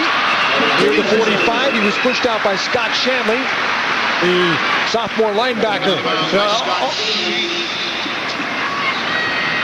Coming up on the Sun America Halftime Report, Bruce Beck will be in our New York studio with college football scores and highlights. Jimmy Roberts, an update on the Olympic torch relay from Sydney, Australia. That is coming up at the half. Now, Arnes Battle has to know the situation in the game, Craig. I mean, his team is down by 7 points, 2 minutes remaining in the half. He has 2 timeouts. Yeah, you're trying to get in the score, but you do not want to turn this ball over. Battle in the shotgun. Thinking about running, a nice spin move. He's going to take off. If he can get around the defender, Joe Walker came up beautifully from his rover spot with the initial hit on Battle, and he lost a yard. Well, there have been 27 plays in this quarter by both teams. 26 of them have been runs. And Joe Walker, the rover for Nebraska, is a guy that should make a lot of tackles. They funnel a lot of ball carriers to him. 3rd and 6. 3 for 6, 3rd down so far. Got a screen out there. Oh, he threw it a little high for Fisher. And Tony could not reel it in, and there was all kinds of real estate open for the junior from Euclid, and that's another one they'll shake their heads on and wish they had back. Looked a little awkward, didn't it? I mean, Arnes Battle just didn't have his feet underneath him, just a little bit strange. Right there for him. Yeah. It really shouldn't have been a difficult play for him. So very quick, because they didn't use much clock there. They leave a minute and a half for these powerful Huskers. And Joey Hildenbold is on the field. Joe Walker back to receive. Booming punt. This one is going to carry way too far into the end zone, and that means no more. Well, the clock's at 1:24. They're going to take over at the 20. Plenty of time for Nebraska. Tomorrow at 3 Eastern on NBC, it's the Subaru Gorge Games. Tune in as some amazing athletes take it to the limit in some of the most adventurous outdoor sports, including extreme kayaking, mountain biking, and one of Pat's favorites, kiteboarding, which he enjoys on the West Coast. Just to name a few, the Subaru Gorge game's tomorrow at 3 Eastern. And you're not a kite I think guy? anybody who plays special teams should play in the Gorge games. That's it. I mean, it's the same kind of thing, you know? And listen, we've seen Nebraska score quickly, and we've seen them have a methodical score. 1:24 remaining here in the half. They have one timeout. Crouch giving safety to Alexander. And the big back piles up to about the 25. Tony Driver again in on the stop. One thing about Nebraska's offensive line, and we've talked a lot about them today, is how quickly they get off the ball. When the ball is snapped, I mean, it's like a chorus line. I mean, they're powerful, they're quick. You got the nice guts going there, and you need that when you're offensive lineman. You got to push those guys away. But there are some really powerful guys. As a matter of fact, number 77, Canoti there, they think is the most powerful offensive lineman they've ever had. Are you surprised they're taking their time? 2nd and 6, the ball deep. I guess they want to play conservatively. As Crouch can get loose, stop. They're going to just use the clock. Yeah, I think conservative. On the road, you're up by 7 points. Absolutely. Your defense is playing well. Take a 7-point lead inside. Show some respect, too, for the opposition. Well, I don't think anybody in Nebraska, some of the press people thought this was going to be a blowout, but talking to the coaches at Nebraska and the players, I didn't think they felt it was going to be a blowout. 3rd and 2. I would think Bob Davies got to feel pretty good about the first half for the Fighting Irish. Nebraska certainly earned their last touchdown in that long 14-play drive, but they needed a 4th and goal to do it. Crouch back. He's going to throw it out with the clock running down, final moments, and he throws it out of bounds, and that will do it for the first half of play. And he figured, what the heck, let me try one and see if we can fool him with Davison going long. So Eric Crouch with a couple of touchdowns, 89 yards rushing in the first half. The story for Nebraska, the Irish hanging in. Battle leading a drive. Let's go down to Bob Wischusen with the head coach of the Huskers. All right, guys, thanks very much. Coach, how big was that touchdown drive just before halftime here? Well, we needed that, of course, to get ahead again. We've had some good drives. The last 2 drives have been good, primarily on the ground. We need to be able to continue to control the ball in that manner. Our defense, I thought, played very well early. We gave them that drive, but other than that, they've been playing pretty well. We just got to keep them from getting a big play, and we just got to control the ball. Adjustments for the second half. What's Notre Dame been doing to frustrate you? Well, they've been bringing up an extra guy. You know, we could go to our passing game, but right now we'll see how it works. We're moving the ball fairly well on the ground at times. The option game has been pretty good to us with Eric keeping it and getting some things done there. So we'll see. If it stays like this and it stays tight, we'll have to use some play-action passes. Coach, good luck in the second half. Thank you. Craig, Pat, back up to you. Thank you, Bob. We now take you directly to Bruce Beck in our New York studio with the Sun America halftime report. Back at Notre Dame Stadium, the Nebraska Cornhuskers leading the Notre Dame Fighting Irish 14-7 at the half. And welcome back, everybody. Craig Benavides with Pat Hayden. Been an exciting start so far. Eric Crouch, certainly the story, but the Fighting Irish, I think, Pat, have to feel pretty good about things. One of the drives went the length of the field, but it took them 14 plays and a 4th and goal conversion. Yeah, I think Notre Dame's defense, they have to be very happy with it right now. Grant Irons is out. They're going to miss Grant in the second half, I think, considerably. But if they can just kind of hang in there, try to make it a 4th quarter game. Let's look at the halftime numbers so far at Notre Dame Stadium. The first downs, Nebraska with a little edge, but you look at the total yardage, too. Most of those, too, on that big run by Crouch. Yeah, 62-yard run. You take that away, they had 100 rushing yards. And, anytime keeping Nebraska, say, maybe under 200, 250 yards rushing, you're playing pretty good defense. The time of possession similar, too. And the other glaring number, we thought Notre Dame might be passing the ball more. So far, no success in the air with just 9 passing yards in the first half. But Eric Crouch, as we expected, Pat, the story so far for the Huskers. Yeah, we've seen a little bit of everything from Eric Crouch. On this run, you're going to see some incredible speed. That 10-400-meter kind of speed, a little bit of power there at the end. That got them off. A 62-yard run. That was 110 in the first quarter. And then, a different kind of run. Kind of a little quarterback sneak after a long drive, methodical drive. So we saw the quick play, quick strike capability, and then the methodical Nebraska offense. That was on 4th and goal, and you could see by the jersey that he earned the touchdown. 14-7 down to Bob Wischusen. All right, Craig, thanks very much. Coach, based on what you told us this week, although you're behind on the scoreboard, it seems kind of like the game you expected it to be. Well, I think we have to play better on defense. They mashed us a little bit there in the second quarter. They're running a fullback a little bit more than we maybe thought they would. We're trying to take that quarterback away. If we can play as good as we're capable on offense, I think this is going to be a good football game. I think our quarterback settled down towards the end of the first half. We got a chance to come back and win this football game. This first series is really critical to us on defense. They put 160 yards rushing on the board in the first half. Is that something that obviously concerns you? Well, they had a bunch of it on one big play with the quarterback on the option. They traded a tight end. We got messed up a little bit in our alignment, and they took advantage of it. Anytime you give up a big play, they're going to have those kind of stats. That first half is over. We got to go play this second one right now. Good luck in the second half, Coach. Craig, Pat, back up to you. Thank you very much, Bob. And Coach Davey echoing, Pat, the sentiment about the start of the third quarter here as you see the excitement around campus. That's a big sign. Wow. That's a big house. On the blimp. That's a big house. Right. You need a big house to have that big a sign, right? South Bend, Indiana. The fans are electrified this time of year on the Golden Dome when their Fighting Irish take the field. This matchup way back to 1915. Pat did not call the first game, contrary to what some are saying. They played 11 straight times in those days, but they have not met since 1947 here in Notre Dame. And the last matchup between the Ends and Notre Dame came in 1973 at the Orange Bowl. Johnny Rogers had 4 touchdowns in a 40-6 Husker win. It was the last game for Bob Delaney, and the worst loss for Ira Parseghian ever in his Irish career. Yeah, but Ira turned it around the next year and won a national championship. Yes. But see, Crouch, that's the guy that Notre Dame needs to stop on this drive. And you heard Bob Davey talking about it just a moment ago. This opening drive is critical. It sets the tone, the feeling for the whole second half. So Notre Dame's defense has to really try to slow down Eric Crouch. And they're going to have to do it again without Grant Irons, who went out with the dislocated shoulder in the second quarter. Matt McNeil on the kick again goes out of bounds. Did not want that to happen. Again, Nebraska will wind up with good field position to start off. Placed at the 35. First half. What do you make of those numbers? Well, you don't see Nebraska punt much on their opening series, believe me. Last week they went 80 yards, and then they kind of got into a rhythm, and we saw 2 different types of drives. One was a 3-play drive, the other the 15-play more characteristic drive. So it's a team that doesn't seem to get discouraged. A team that, as we talked about a little bit in the first half, doesn't seem to have off days because they run the ball so well.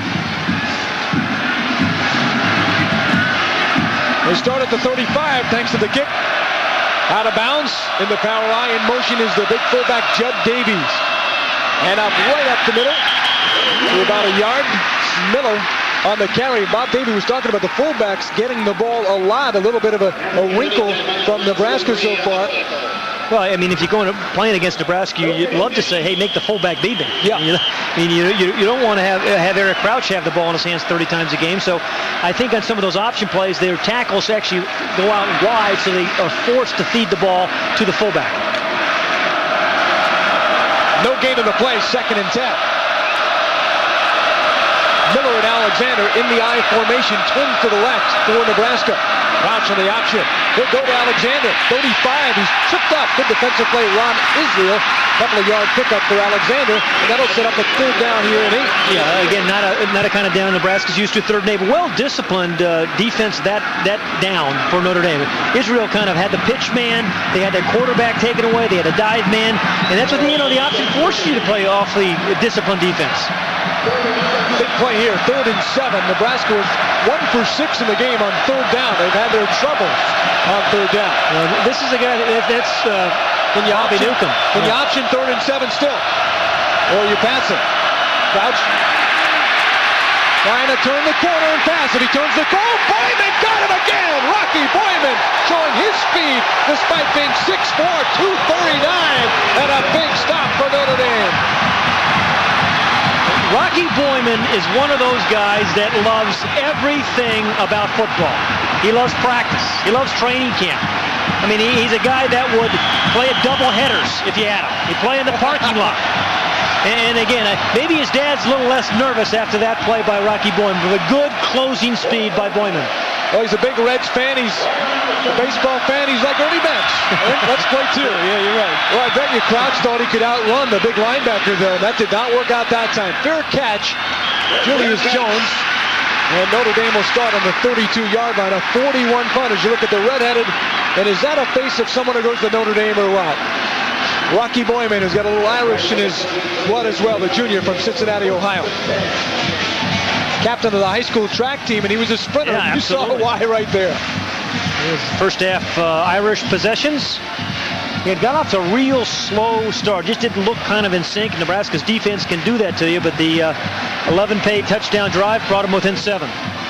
Battle. Quick handoff to Julius Jones for a few. Jones with 37 yards rushing on 8 carries so far in the game.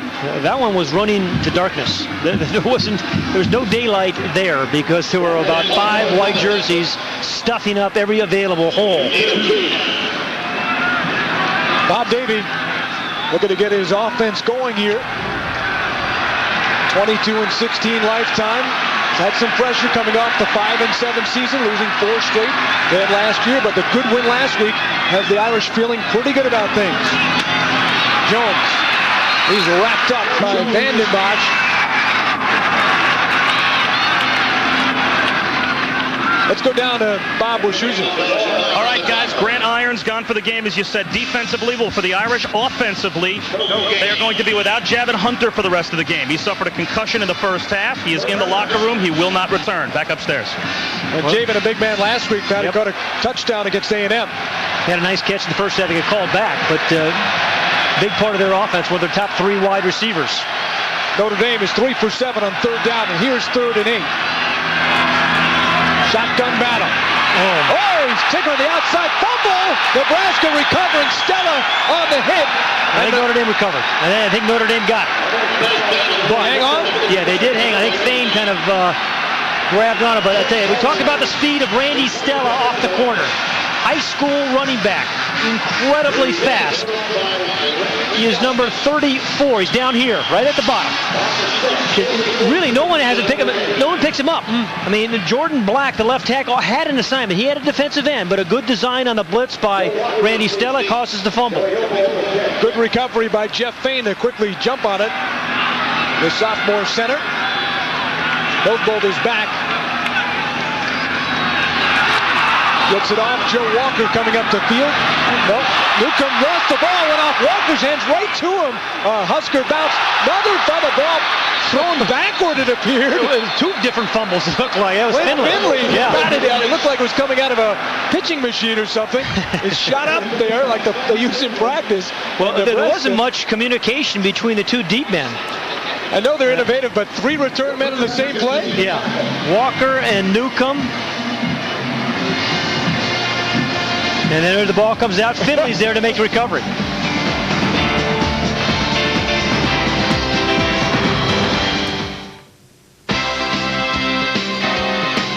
Notre Dame football is brought to you by Champion, official outfitter of Notre Dame football. It takes a little more to make a champion. By Chevrolet Trucks, the most dependable, longest-lasting trucks on the road. And by Sun America, the retirement specialist. Well, welcome back to Notre Dame. You look at the Golden Dome, and whenever the Goodyear blimp is hovering above a game with its camera focused on an event, you know you're going to get a unique view. The Spirit is based near Akron, Ohio, also the location of world headquarters for the Goodyear Tire and Rubber Company. The first possession did not work out well for either team here in the second half. Huskers have the ball. Their second possession of the half, 1st and 10. Good field position at the 41 after the ball bounced around pinball style. And Alexander, again, is roughed up by Harrison and Driver. Alexander having a rough day getting going here, Pat. 30 yards on 11 carries. You know, when he's at his best, is really when those big old offensive linemen give him a little momentum, a little room to get something going. But I think if you get him early in the run, he's not terribly nifty. He doesn't make him miss early in the run. And that's what Notre Dame has got, some pretty good penetration. And so he hasn't had some of those thundering runs that he had last week. He comes out of the mix here. Orel Buckhalter is in. Twins to the left, receiver to the right. Unusual formation, more of a typical football formation here from Notre Dame. But here's the option. Whistle to play dead. Penalty on Nebraska. The 25-second clock appeared to run out on Frank Solich and the Big Red. And we saw it a lot in the first half. We're seeing it opening the second half. Some unusual down and distances for this Nebraska team.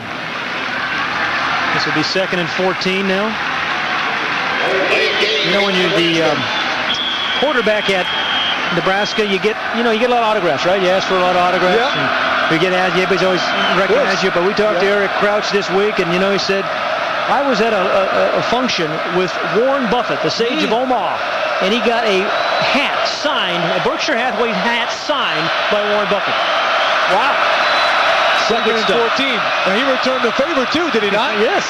Oh, big hole there. Buckhalter over midfield. He ran into Tony Driver, who drove him back, but a 17-yard gain for the second I-back, Correll Buckhalter, senior out of Mississippi. Good offensive line play. Buckhalter made a nice strong run, but again, it's Finotti, number 77, coming around. Jason Swab, 65, kind of blocking down. And again, really stopped by Tony Driver, but the offensive lineman really created a nice little running lane for Buckhalter. Now back to their 590 pounds of fullback in the I formation. Davies in motion to the left. Crouch hanging on, good fake to Miller, wide open near side. Wistrom at the 30, the tight end with his first catch of the game. He always picks up a lot of yardage when he brings in the ball. Brock Williams made the stop, gain of 17. Yeah, 16 catches last year, he averaged 27 yards a catch. And again, the tight end, when they get this two tight end formation, it really is it turns out to be a passing formation for them. They kind of fake the ball inside, looks like an option. And here he comes, a little delay, wide open. He actually had a couple of guys open here. Boy, he's effective too on the play action, Pat. He sells it so well, keeps the ball down. You can't really see him. Well, if you're linebacker too, believe me, you're worried about that halfback and fullback. 1st and 10, 28-yard line. This running gives up to Alexander, running left, out to the 10. Walton trying to catch him, can't do it, touchdown!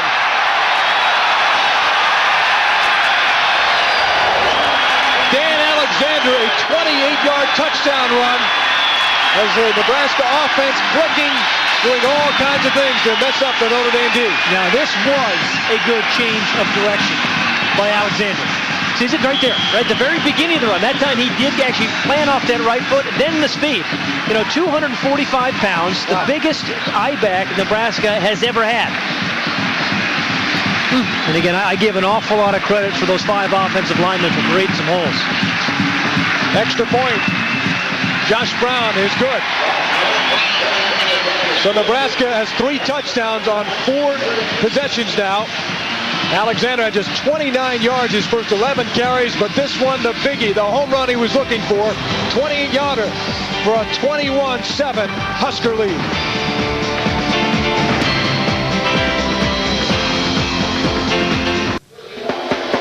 The last time the Fighting Irish squared off against the Cornhuskers, the 1973 Orange Bowl in Miami. On that day, Heisman Trophy winner Johnny Rodgers showed why he was named the country's top player. He had 4 touchdowns in the game, and he left in the 3rd quarter with 81 rushing yards on 15 carries. He also threw a touchdown pass to Frosty the Snowman Anderson as Nebraska rolled to the easy win, becoming the first team to win 3 straight Orange Bowls. It was the last game for head coach Bob Devaney, who was replaced the following year by Tom Osborne. When Johnny Rodgers used to go back to accept punts, now I think there was unbelievable anticipation. I mean, everybody expected, myself included, that something exciting was going to happen. He was something else. Record 4 touchdowns. And then Tom Osborne took over, and what a run he had until Frank Solich the last 3 years for Nebraska. Here's Jones on a run. Jones to the 30. He may go. 40. By the kick of 50. Jones to the 20. A 100-yard return. No flags.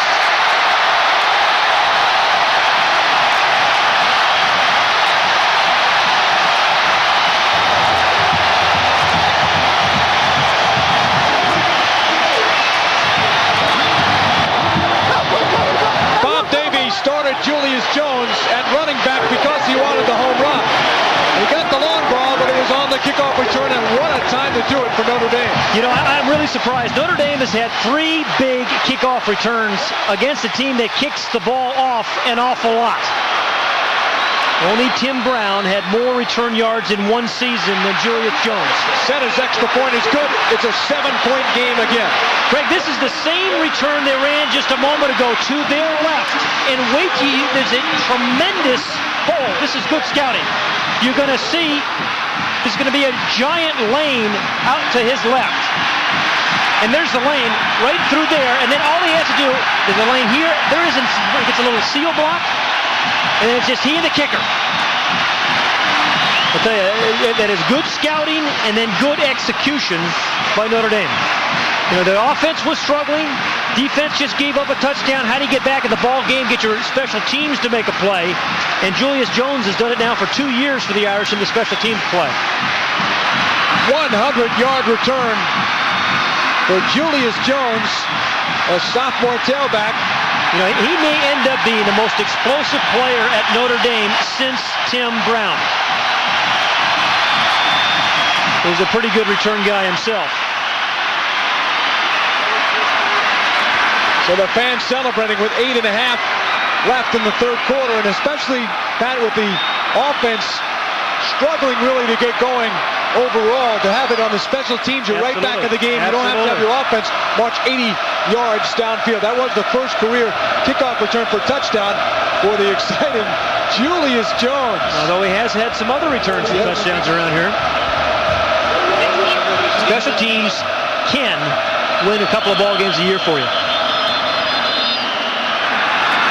Notre Dame had to call a timeout. Yeah, that's a wasted opportunity. A timeout on a kickoff. I don't get that one. Wow.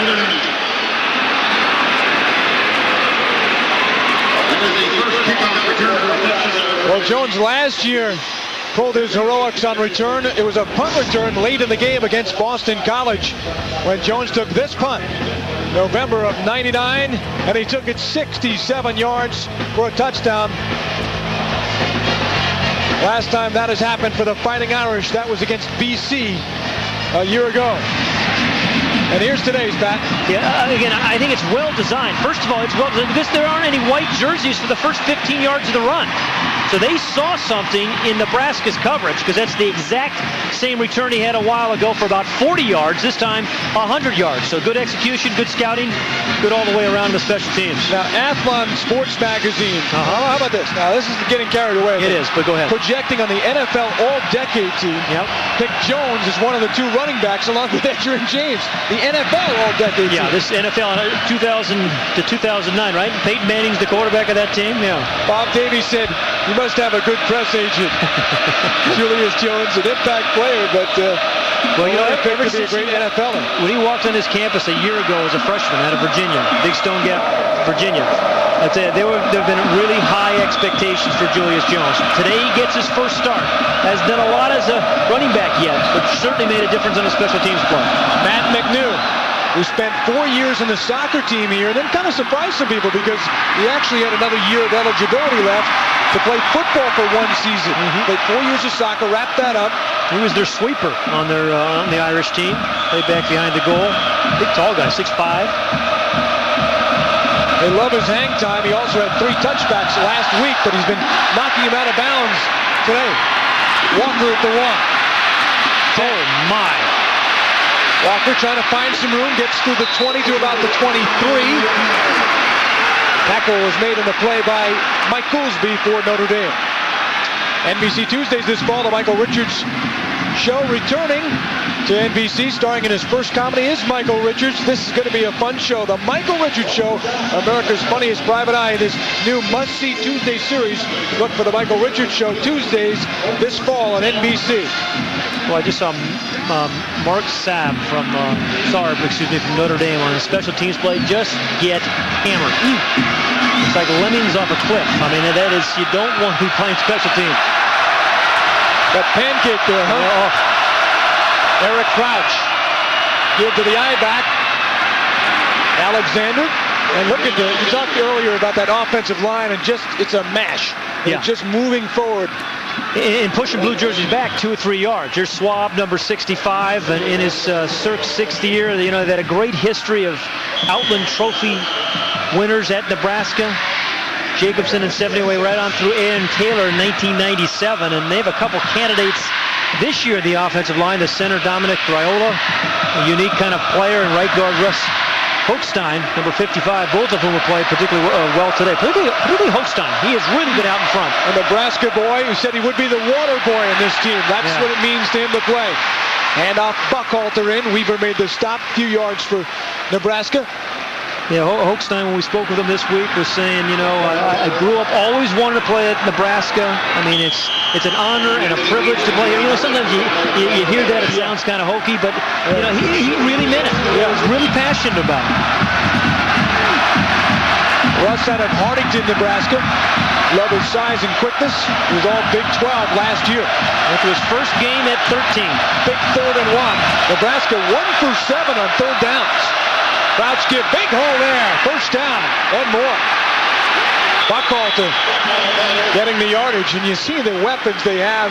We talked about Crouch. Then you see Alexander run at you back. Then you see Correll Buckhalter, a 6 foot, 225-pound high back out of Mississippi. Yeah, and again, it's hard to get a lot of penetration when you got the 300-pound line in front of you. I mean, you mentioned all those guys, Fred, and Nebraska may go on and win this game. They may go on and win a national championship. They're certainly an awfully good football team, but their MVP, in my mind, might end up being Bobby Newcomb, because he could have handled the switch from quarterback to wide receiver a lot differently than he did. It could have ruined this team. He had the job he always dreamed about, and then Solich made the switch. Third game last year, they're looking for Davison passing. Davison's open, 45-yard line. Well thrown by Crouch, and that's more of that setup we keep talking about, because when they throw the pass, you're not ready for it, and Davison makes a big grab. Gain of 18. Yeah, Matt Davison talked to us this week about setting up defensive backs. You know, he comes out of the huddle on all the runs and tries to make it look a little different each time out of the huddle. Good corner route. The ball was thrown a little bit behind him. But Davison did a great job, see, kind of selling the run, then he kind of comes out of the cut, then uses his body as a screen. He can be almost a basketball player there as he screened number 42 Shane Walton away from the ball. Pat, what do you do when you're the defense? You know you're being set up, but you still got to respect the option, and it's very hard to defend them when they play action. Here's Crouch right up the gut. Davies, the fullback, who had a 13-yard pickup in the first half, gets one, maybe two. Lance for 3 on the stop. It's power, then it's finesse, and then, again, the sprinkled little passes to your tight end, occasionally to Matt Davison, the wide receiver. It is hard to stop everything. And if they don't stop themselves, I mean, you need to really beat Nebraska or slow them down. You need some help. You need a couple of turnovers. They protected the ball particularly well today. Miller leading Buckhalter in the I formation as Davison in motion to the left. Pair of tight ends as well. Crouch option. He'll give it back to Buckhalter. Defense there still squeaks through for a couple of yards on the 2nd and 8. Well, Notre Dame's defense needs to make a play right now. It's 3rd and about 6-7 yards. I mean, they got a great play out of their special teams, but now they need to make a play right here. Force a punt. Buckhalter with 7 carries, 42 yards. It is a little bit cooler this week. Is there a wear-down effect, though? We've seen the long churning drive from Nebraska. I'd be surprised if every team is not worn down by Nebraska. I mean, it takes twice as much energy to play defense. That's why we say, hey, on the field too long on defense. 3rd and 7. 2 for 8 on 3rd down. Twins to the right, option Crouch. He gives a late one. Blocker in front of Alexander. Alexander met with a tough hit.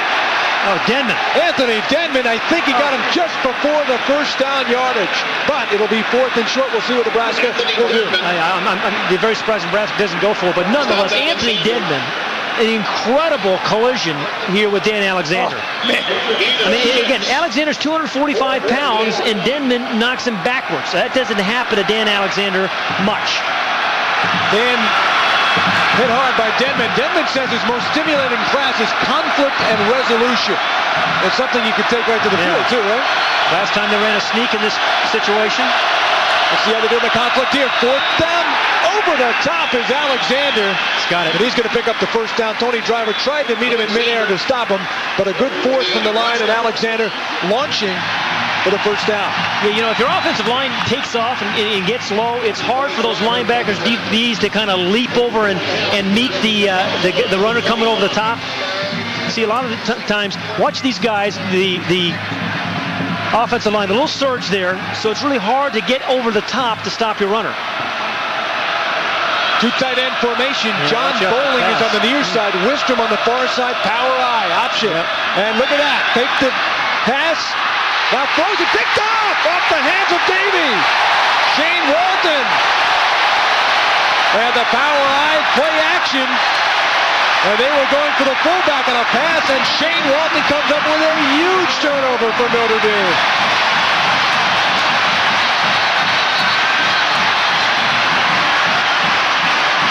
Eric Crouch picked off the deflection off Davies, and the Irish will take over after the big turnover. It's 21-14.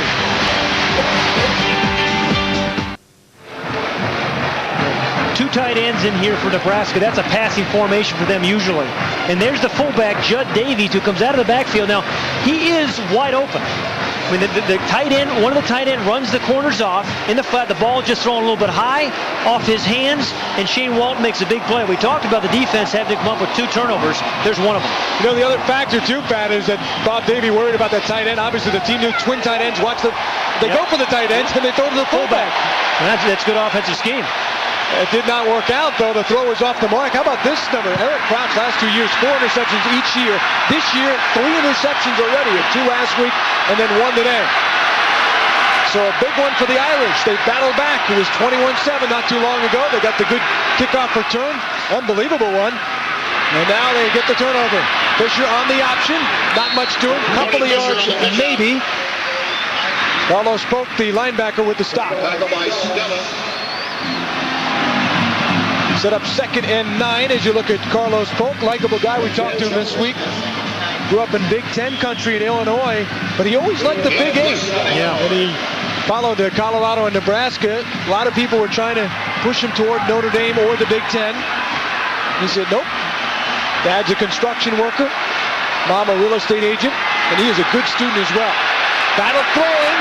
Holloway, the tight end. And he nearly broke free of Joe Walker. It's a big gainer for Battle and the Irish of 25. Okay, the Irish this half have got a big play on special teams. Now they've got one in the passing game. You know, trailing by 7, the offense really hasn't been able to get much going this half until this play. Again, really, it looks like Nebraska's offense. You know, you kind of run it, then you throw the ball to the tight end up the field. But that was a real momentum changer for the Irish, and particularly for Arnaz Battle, a confidence builder. Arnaz with just his 2nd completion. Makes the handoff. He's keeping.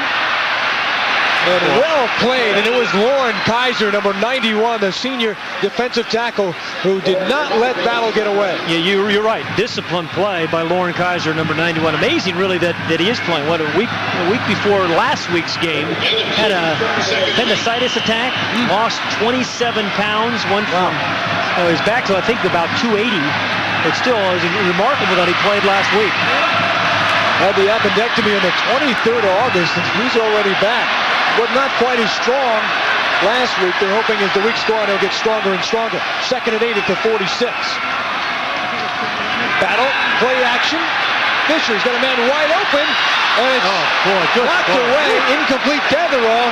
But also open was Holloway, the tight end. He went for the flanker Catherall, and was knocked aside by Eric Sweeney. Yeah, you're right. They'll watch this tape tomorrow, and they'll say, hey, you should have thrown the ball to Jabari Holloway. He chose to go outside, and pretty good throw, actually, but Aaron Sweeney, number 16, just did a great job. I mean, defensive backs are beaten for a while generally, but it's the catch-up speed, the closing speed, and he's going to close that gap and knock it away. Terrific play by Sweeney. That's an incompletion you can handle other than the Holloway factor. He's thrown well, and the deep play made a great play on it, but he did have Holloway for 1st down. 3rd and 8. Irish 3 out of 8 on 3rd down. Some pressure. Battle getting away. Throwing a little strong. Holloway one-handed. Just not handle it. A little bit sharp for Holloway to handle. Just a little bit rushed. And, you know, when you're getting pummeled and you're getting that kind of rush, sometimes you do rush yourselves. He did a good job of escaping Jason Lohr, number 70. But, boy, did he have Holloway. That's 2 plays in a row he had Holloway open. He absolutely knows it. Let a 1st down or maybe more get away with that one. 1st down that would lead to perhaps even a field goal, at least, the kind of yardage you could have picked up. Joey Hillbo's 6th punt of the day. Joe Walker is back at the 8-yard line. Walker angles to the 15. And he's just going to take a little pick up there. It looked like he had a fair catch. It looked like he put his right hand up. I don't see a flag, but I don't see a flag either. Oh, there it comes. There it is. I thought he had his right hand up. A little indecision, you know. Don't give him the wine list. Could be there for a while waiting for dinner. Invalid fair catch signal. Return the ball. 5-yard penalty. First down. Joe Walker, number 25, did a good job on special teams and at the rover position. Watch his right hand. It goes, kind of goes up there. You know, as you look at that replay, yeah, I'm not so sure.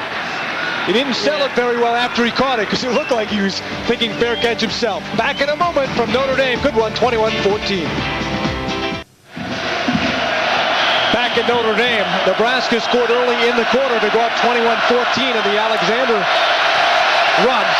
Notre Dame came back on the return. Now Nebraska will start at the 10 after the delay of game penalty for the false fair catch. And up Denman, a collision. Every time you mention Denman's name, it's a collision. Let's go down to Bob Wischusen. All right, Craig, thanks very much. On the Nebraska sideline, first significant injury report from their sideline. Correll Buckhalter, who makes up that I-back backfield with Dan Alexander. Hyperextended knee. Right now he's trying to walk it off. They're going to try to get him back in the game, but as of now, he's out. Back upstairs to you guys. Thanks, Bob. The beauty of depth for Nebraska is they don't miss a beat when they lose one of their I-backs. The other guy gets so much playing time. Does take away a little bit from giving a rest or a spot. Crouch has got some room here. 15. Oh, late pitch. A beauty to Alexander. Past the 20 to 23. Is that nifty or what? That is a beautiful thing. You know, it's a dangerous thing. That's why they turned the ball over some last year. But if you can run the option and make a guy defend that option way down the field, 10 yards down, you have something working. And oftentimes, or most of the time, the option play, the ball's going to get pitched early. Rarely do you see it pitched this late. But it usually means big plays. I think, was it Brock Williams that kind of shaking up a little bit? Williams, number one. Driver in on the head. You got to have a courageous quarterback to do it. Wow. 238 yards rushing for Nebraska. You know you're going to take the bump because everybody's playing you as the runner. I formation, first and 10, 24-yard line. Alexander again, over the 30. Moyman on the stop. Left side of the line. Finotti, number 77. Dave Volk, number 58. They pulled, led the way. I mean, there's a big hole there because those two guys, there's Volk, number 58. Finotti, number 77. Powerful player. Big hole there for Alexander. Solich said about Finotti how powerful he was. He's from Hawaii. We're kidding with him, saying that it must be tough to get the assistant coaches to recruit to Hawaii. He said, well, it is this time of year because it's a red eye there and back. Everybody wants to go in the spring. Hand off for a couple of yards, but they're having success too, Pat, recruiting in Hawaii. Dominic Raiola, the center, and I would think that sort of feeds on itself. Absolutely. I think they have 5 guys actually on the roster from Hawaii. They also have, amazing, we talked about the walk-on program, 24 walk-ons here today out of their 88-man roster. Final moments of the third quarter will tick down before we get another snap. So Frank Solich and his number 1 Cornhuskers are in a tussle. But they lead 21-14 after 3 quarters, and we'll be right back after these words from your local station.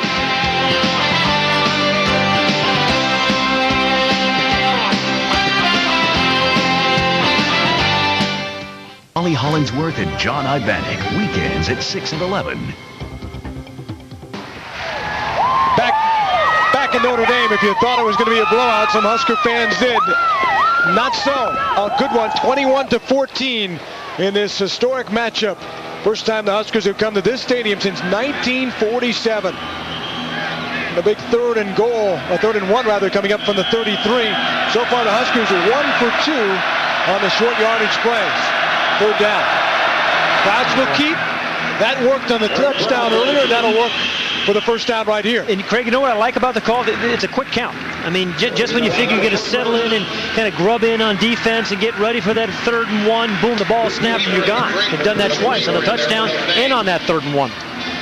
You know, Eric Crouch is an easy guy to like for offensive linemen.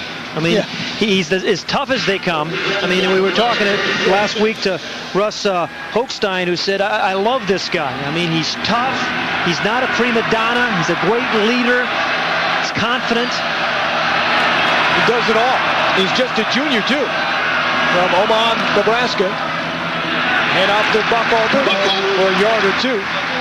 We talked about him getting Warren Buffett's autograph a while back from Omaha. He's going to have his own moniker. You know, the sage of Omaha is Warren Buffett. We'll have to find some moniker for Eric Crouch. Well, he left a couple options open coming out of school. We mentioned that he went to the Notre Dame camp, went to Ohio State, but he said about here it was just a different atmosphere, a small town, didn't seem right, and he wasn't sure if they wanted him as a quarterback. Bob Davie, who was his first year, drove him back to the airport. Crouch is from Omaha, Nebraska. People from other areas might not think of that as a larger city, but it is a little bit larger and more metropolitan than South Bend, and of course he plays now in Lincoln, a smaller town. At home for him. Brock Buchalter for a couple. And Brock Williams, number 1, back in the ball game. Brock Williams, we saw him for the first time in a year last week, coming off a year's suspension. Changed his number to start a new career, if you will, at Notre Dame. Good discipline. They've done a pretty good job on the pure option plays, Craig. Forcing the pitches. That's what they want to do. They did want to force Crouch to pitch it. Notre Dame's defense has done a good job there. Pat, how about the amount of times in this game Notre Dame has forced a 3rd and long? Yeah, unusual. That's big. It's very unusual for Nebraska in those kind of situations. They're generally in the 3rd and 1, 3rd and 2s. Makes running the option a little more difficult from a Husker standpoint because you need a lot of yards to get the first down. 3rd and short, you can go either way. Crouch looking, throwing right. Davison, nearly picked off, but well played by Brock Williams, the left cornerback, and a forced to punt as they had a pass on 3rd and long. Back-to-back plays by Brock Williams.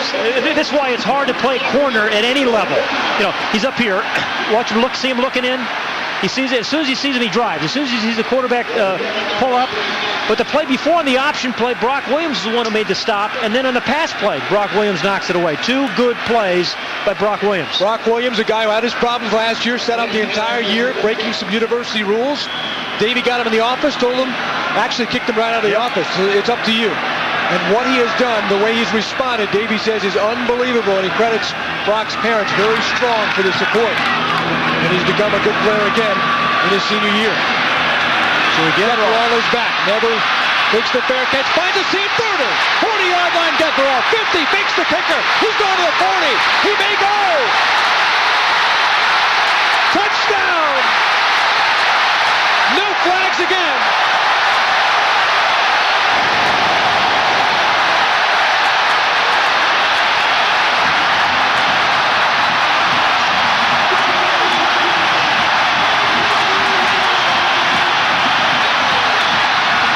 Second return for a touchdown for Notre Dame in this game, and it's got them within a point.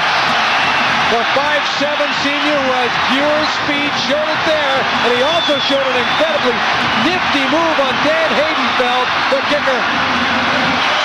Set up for the extra point to tie. It's good. 183 yards in returns this half by Notre Dame. A touchdown by Julius Jones on the kickoff, and this time Joey Getherall, their normal punt returner, a guy who never fair catches. And he doesn't waste any time. A quick move there, picks up a nice block. I believe that was by Tony Driver. There's the move on Haydenfield right there. And then the guy's got remarkable speed. And this guy is tough. 2 giant special teams plays. The move coming up, right up the middle. There's the move, back outside. Wow. And then a couple of Nebraska Cornhuskers had an angle on him, and Joey Getherall just outran the angle. Boy, that's... I don't blame him for missing that. That was a heck of a move. Didn't lose an ounce of speed in the move either. Absolutely. Wow.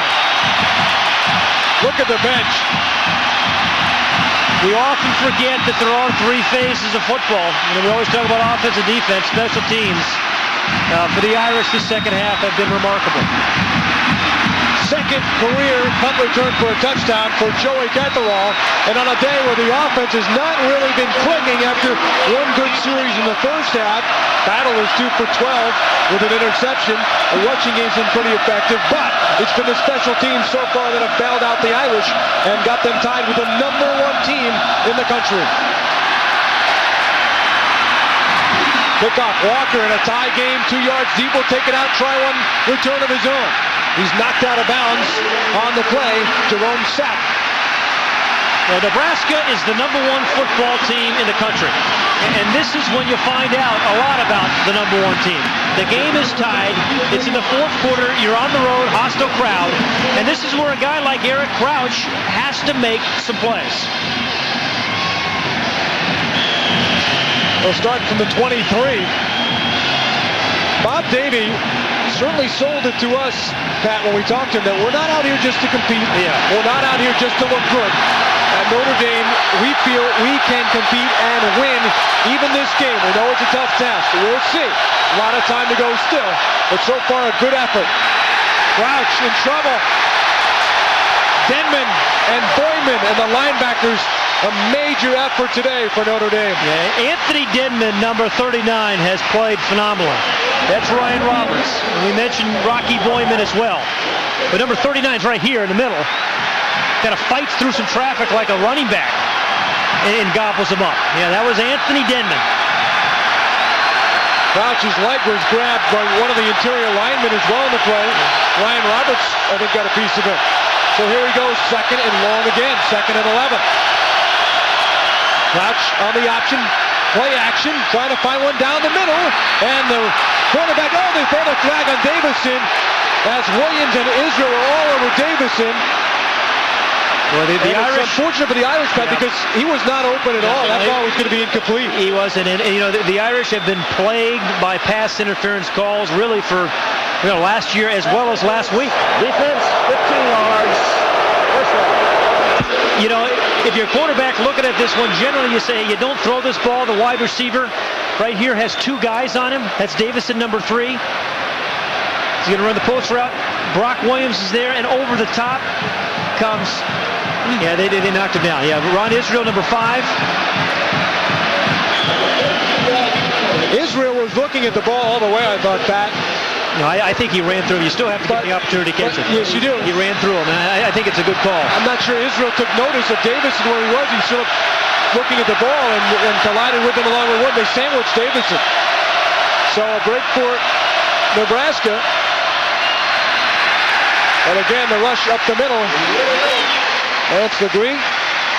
B.J. Scott on the stop for Notre Dame. Frank Solich. Yeah, Frank Solich.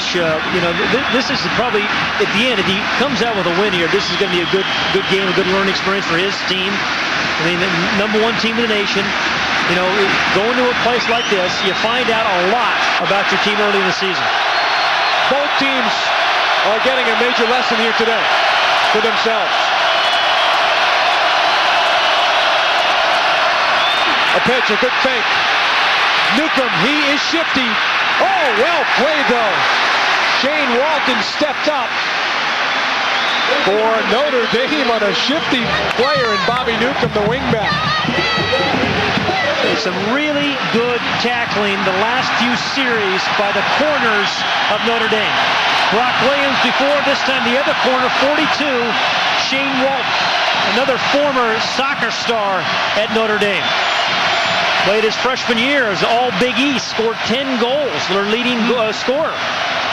Another big down here for Nebraska, 3rd and 8. They are 3 for 11 on 3rd down.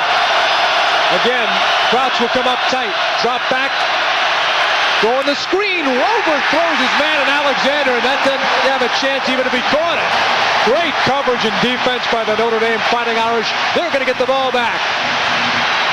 I just think Nebraska is seeing some down and distance situations that they just don't have, they don't see often. They're not comfortable in, and they didn't handle well that time.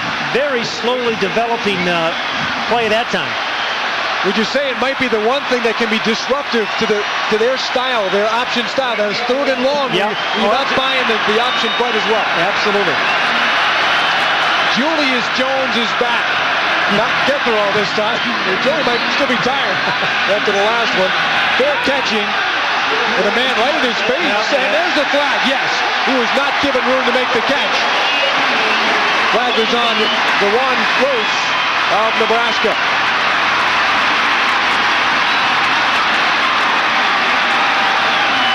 He had fair caught it around the 23, I believe. And that situation in last week's game where Deathrow was nailed on a situation where he was not allowed to catch the ball, but he took the price. That time, it was a real poor move. Interference on contact, 5-yard penalty, first down. Ball come up to the 30-yard line for Nebraska. As Julius Jones, and you can't blame Nebraska for trying to keep a close eye on these returners. That time it cost them 5 yards.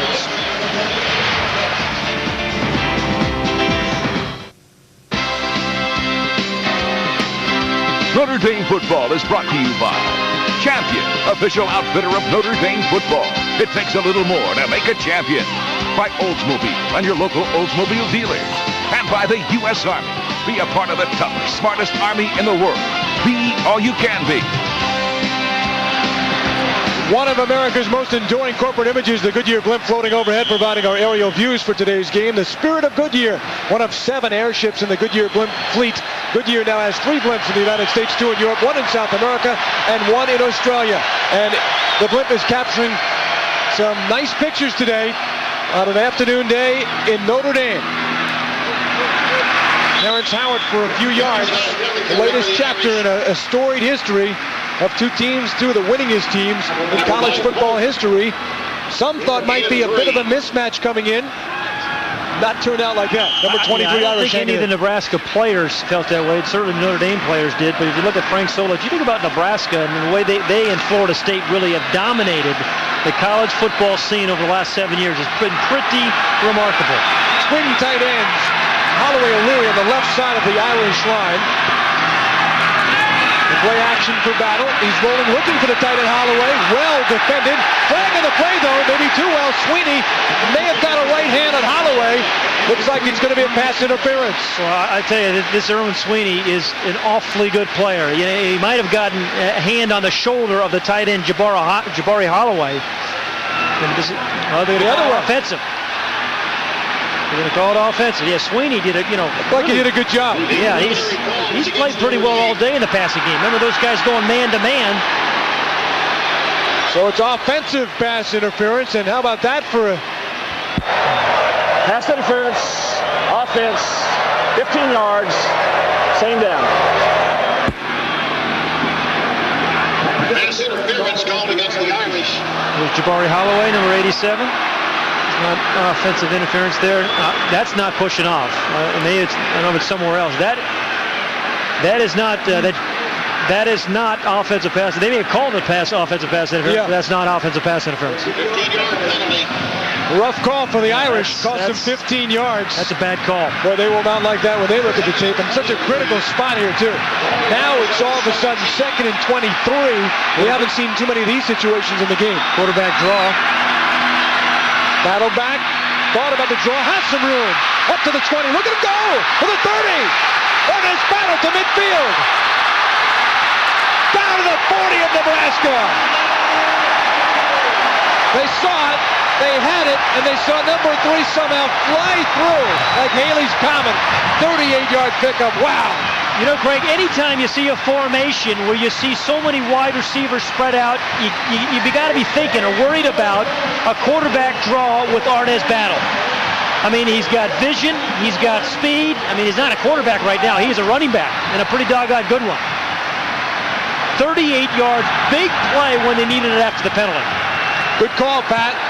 He's got a nice day going 86 yards. The Huskers could have used your thoughts before that play. Well, I think they probably figured that one out, too. 1st and 10, reverse to the 39. It's Getherow had the big return.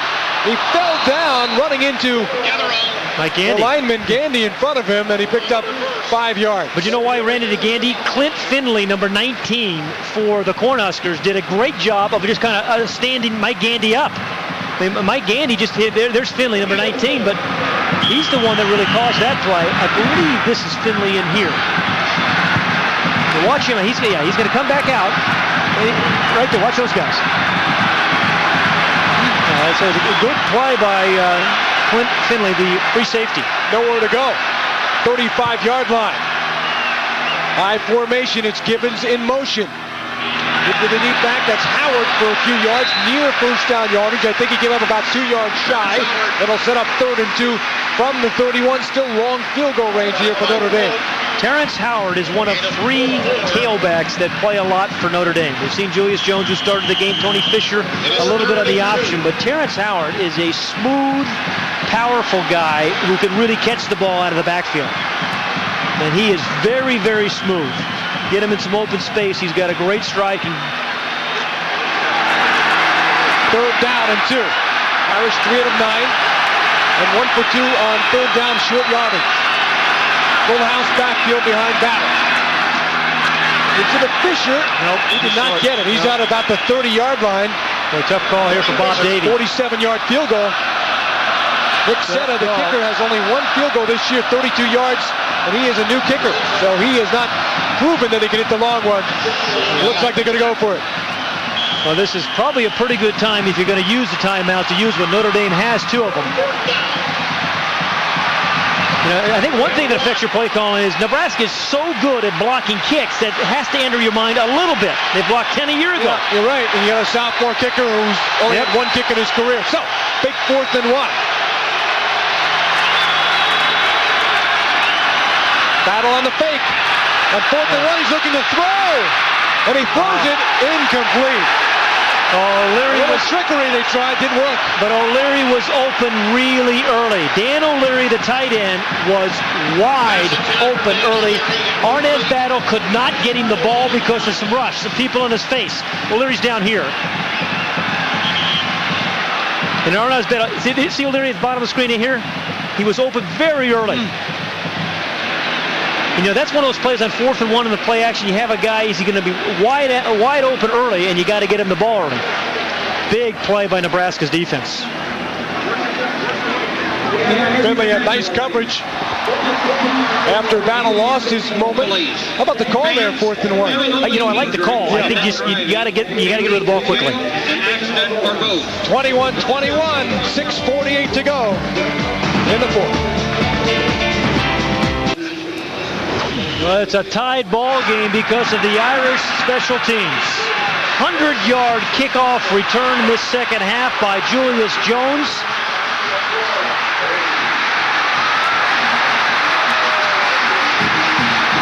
And then Joey Getherall, 83-yard punt return.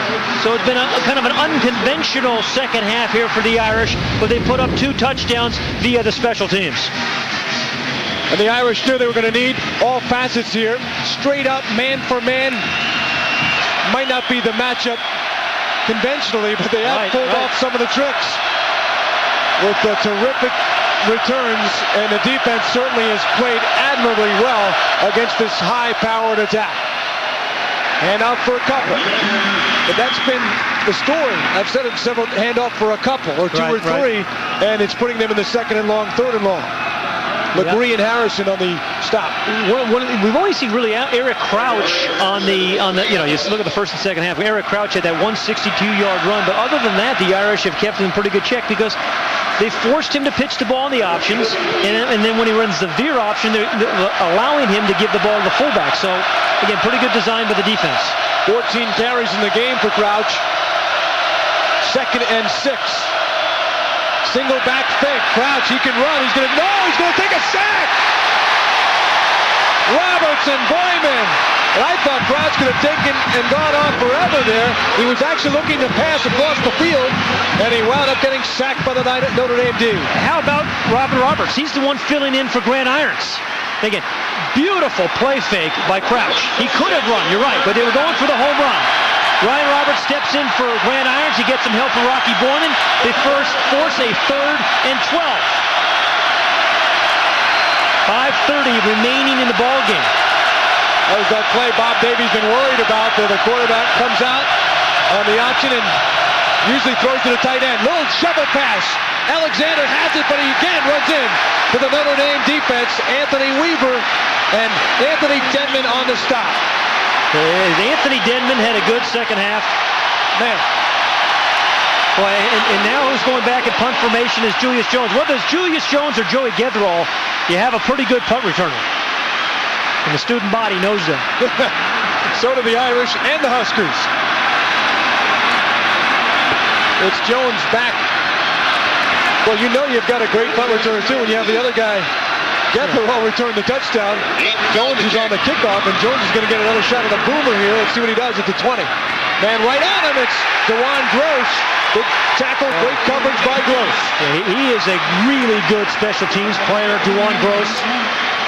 Penalty earlier in the game, but he should have really been blocked by Shane Walton, number 42, but goes right through the block by Walton and then just hammers Julius Jones. Good play by Gross.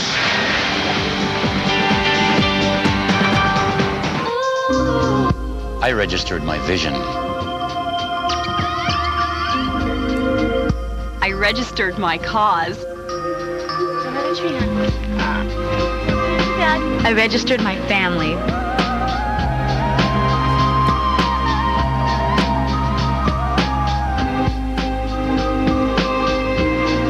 Visit register.com or call 1-800-5WWW-NET to register today.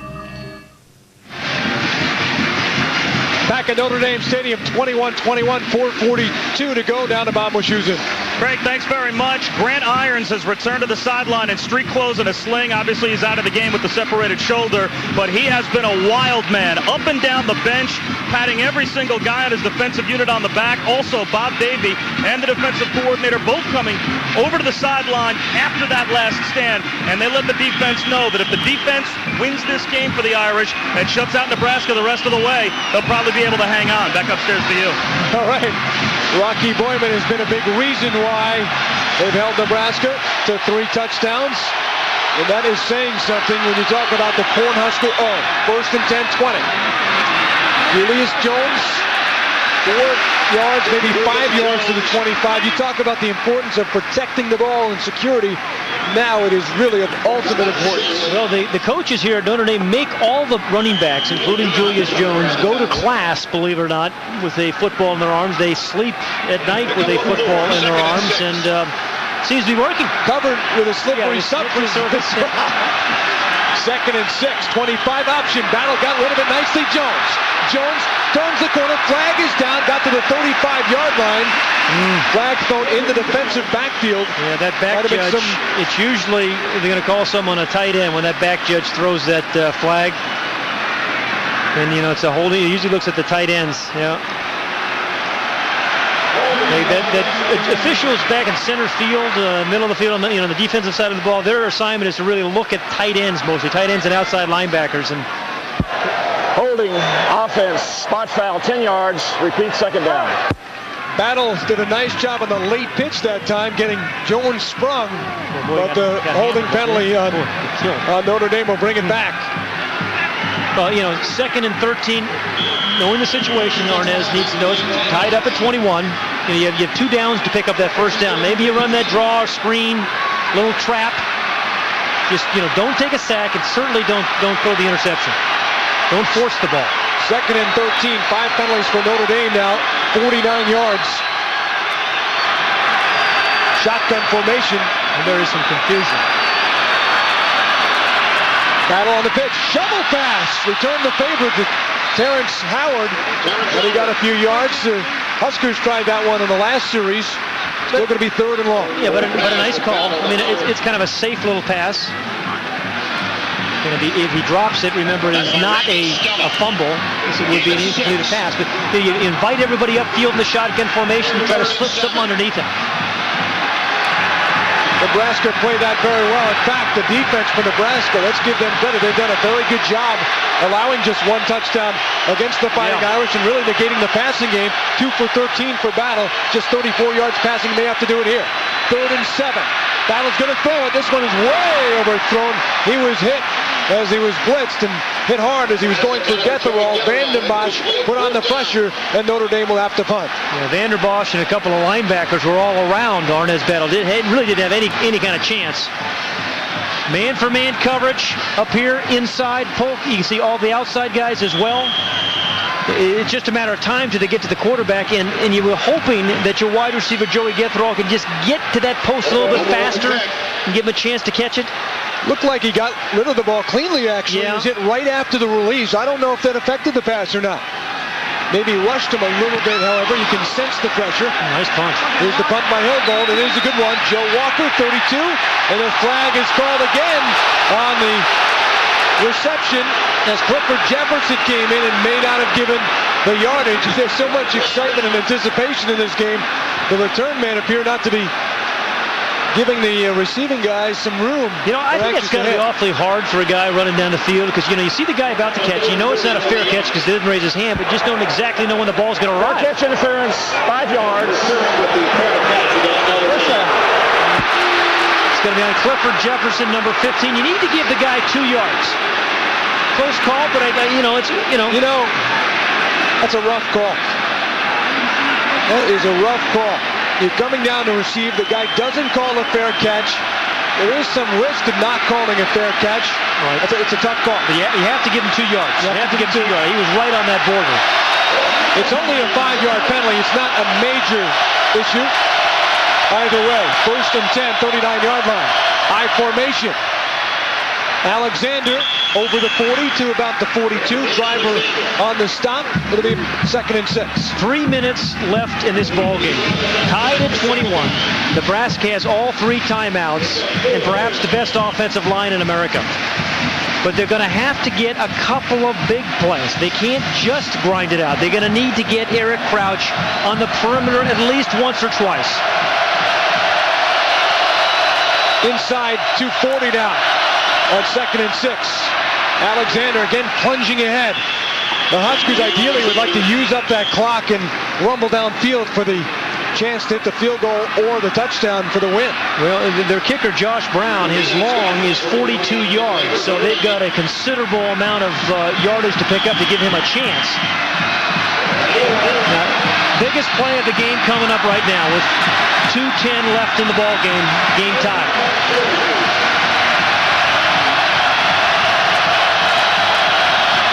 If we're tied at the end of regulation, we'll go to the overtime, of course. 2 minutes to go. 3rd and 2. Alexander hit in the backfield again. Denman.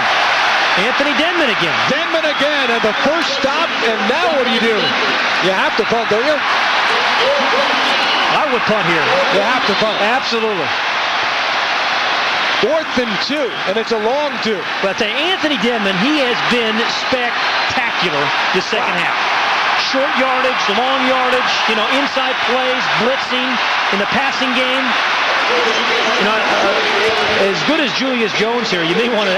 I'm surprised that Joey Getherall is not back now. He's the guy that returned it, 83 yards for the touchdown. Julius went 100 on the kickoff. Yeah. Jones at the 16-yard line. Trying to find some room. Somehow does find some room. And he gets up to the 30-yard line before Gross again brought him down.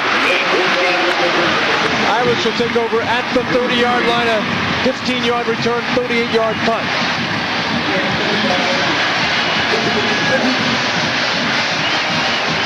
To Anthony Denman, number 39, going to come from the inside here. There he is, right there. And again, just kind of knifing in. That was, he had some big plays this game, particularly the second half, but none bigger than that one. Forcing the punt and giving the Irish the ball with a little bit over a minute to go in the game. And 2 timeouts. Now, for Bob Davie, it's tough because his kicker, although he was 1 for 1 last week, he has not been tested much. They're going to have to move fairly quickly, but they do have 2 timeouts. Battle across the 30, falls down at about the 34-yard line as he nearly ran into Big Kurt Bowlers. And the clock is ticking at 52 seconds and moving.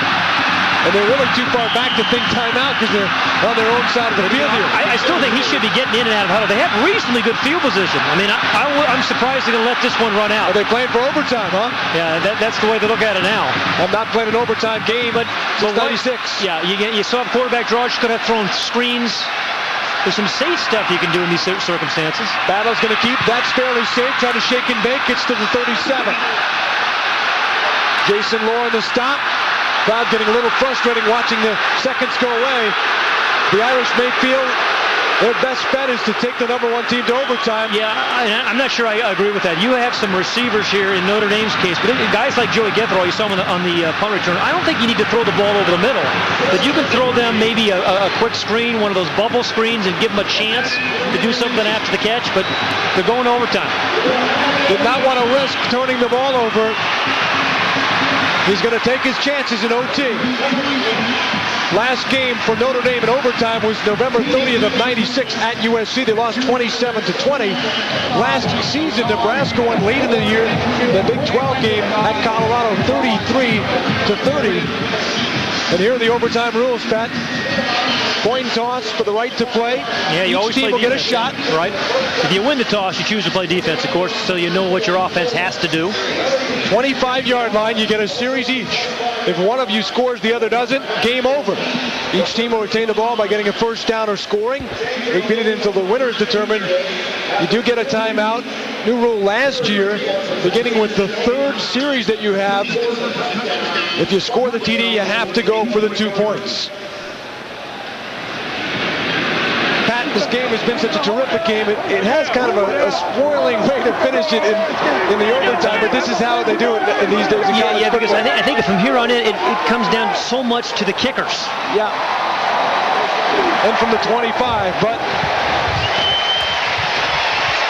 Nebraska is number 1 to hold on to the ranking, and they're undefeated early part of the season. They're going to have to knock off Notre Dame. We are going to overtime in South Bend.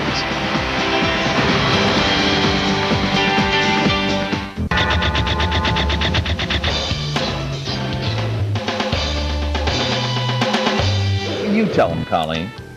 Well, Cabot and I do sometimes maybe get a little jealous of football Friday night. I mean, we like football too. That's right. And you know what? We could help out. I mean, look, I got a lot of good ideas about things we could do. We could hire a mascot. We could hire a marching band, bring in some cheerleaders, and hey, run some plays. I'll be the running back. You be the quarterback.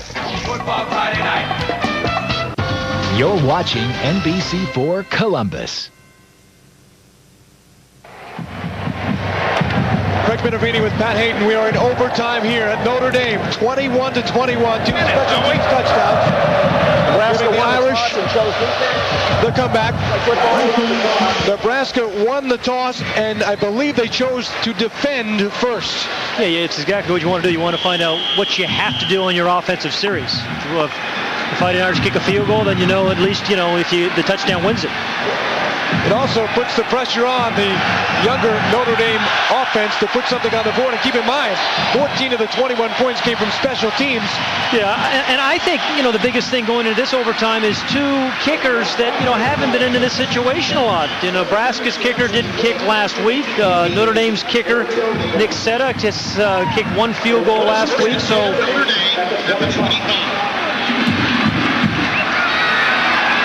something you don't see a lot in college football, particularly in a game of this magnitude. The number 1 team in the country, the number 23 Irish, are all the tradition between the 2 schools. The Irish were a heavy underdog coming into this game at home, and it's turned out to be a beauty. And Bob Davie would love a home run from Julius Jones right now. 1st and 10, 25, Jones for about 2, maybe 3. Pushed back on the play by Carlos Polk, the linebacker who stepped up. Carlos Polk has great vision. Remember Craig Bohl, the defensive coordinator, was saying about Carlos Polk this week. He's a little bit like a running back. He has that vision, sees the hole, and he gets the hole just like a running back would. Oftentimes the running back's on the other side of that hole. You're almost already in long field goal range, even if you don't move it any further. It's about a 40-yarder right now. They're obviously looking for the 6, and they can get the first down as well. 2nd and 9. Give him just 1 battle. Oh, it's holding. Tight end got held big time. O'Leary. Now Battle moving. Battle's got some room. Left side gets a block. Battle to the 20. There is a flag down inside the 10. Knocked down at the 8-yard line. It's a flag on Nebraska. Dan O'Leary, the tight end, was held badly. Well, if that's the case, they'll decline it. Yep. Take the run from the quarterback Battle. But let's see. You got it. Dan O'Leary, the tight end, was just trying to sneak out. He's right in here. Watch what happens. And this is kind of a pretty easy call. Yeah, jersey on him. Defense. The good reactions here by Arnaz Battle. One thing in a long season, I would think, Greg, you want Arnaz at this point to get out of bounds. Don't separate your shoulder. Get out of bounds. You're too valuable to this team. I agree with you, Pat, but I don't think they were thinking. No, he wasn't. Great impromptu play by Arnaz Battle, a guy that can do that. Hey, he was almost saying hello to Frank Solich on the other side of the side. Came all the way back, got a couple of great blocks, and didn't let up when he saw the flag come down either, which is right in front of him. First and goal at the 8-yard line. Don't forget, Nebraska will get a shot even if the Irish score. Gibbons was in motion. Jones got a little room, right tackle side, got to the 5. Kaiser brought him down, second and goal for the 5. There was a touchdown there, saved by Lauren Kaiser, the tackle, number 91. There was a crease there that Julius Jones saw when he got that ball, and I saw it from up here. I thought he was going to burst into it. But it was Kaiser right down here, slides down and closes the hole. Watch the hole. See the hole there? Oh, boy, that's a touchdown if Kaiser doesn't make the play. Second and goal from the 5. Lipinski is the fullback. Jones the tailback in the I formation. Receivers split left and right. Jones gets it up the middle, and he's met quickly by Carlos Polk. He might have gotten a yard, but a good play by 13, the linebacker from Rockford, Illinois. Yeah, Kaiser again low that time, Polk up high.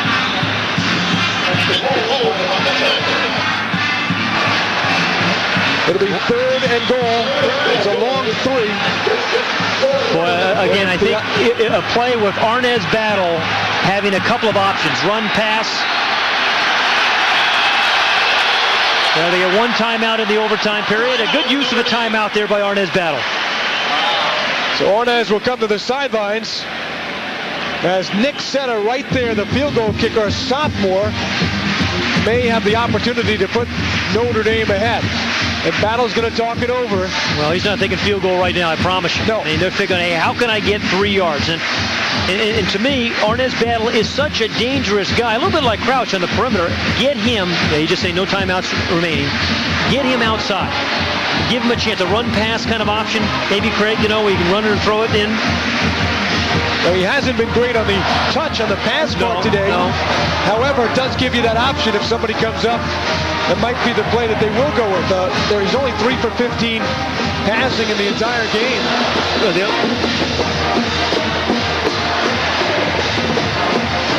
We talk so much, Pat, about the mystique here at Notre Dame, especially against the number 1 teams. And look at their overall record against the number 1s at home, 3-3. But they come off 2 incredibly impressive wins over Miami in '88. And they made the gutsy 2-point conversion try, didn't work out. And Florida State. And Bobby Newcomb is feeling the pressure of early season pressure of number 1 right now. Nebraska got everything you could have expected. Everything the coach said about this game and more. They hope the coaches, that the players bought into it.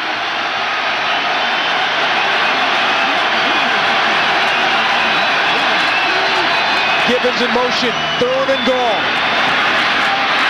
Battle in some trouble. He's caught back at the 11-yard line by Jerry Selecta, and that'll push the field goal back to about a 28-29-yard try. Great play by Selecta, number 56, but Notre Dame was doing just what we thought, trying to get him on the perimeter with a run-pass option. Selecta get real good closing speed for a tackle. I mean, you don't talk about that much with a defensive tackle. And now the field goal attempt by Nick Seta. So Nick Seta, a sophomore who has 1 kick in his career, a 32-yarder good last week. Had a great preseason to earn the number 1 job. Remember how good Nebraska is at kicking, particularly these guys right there. 29-yarder left hash. Seta up and good. So Nick Seta, with a lot of pressure for a young kicker, hits the big one for Notre Dame. Now the focus goes to the Irish D and the Cornhusker offense. Nebraska knows they'll get it at 25. If they can score a touchdown, the game is there. Absolutely. You have to be thinking, your play selection has to be thinking certainly about touchdown.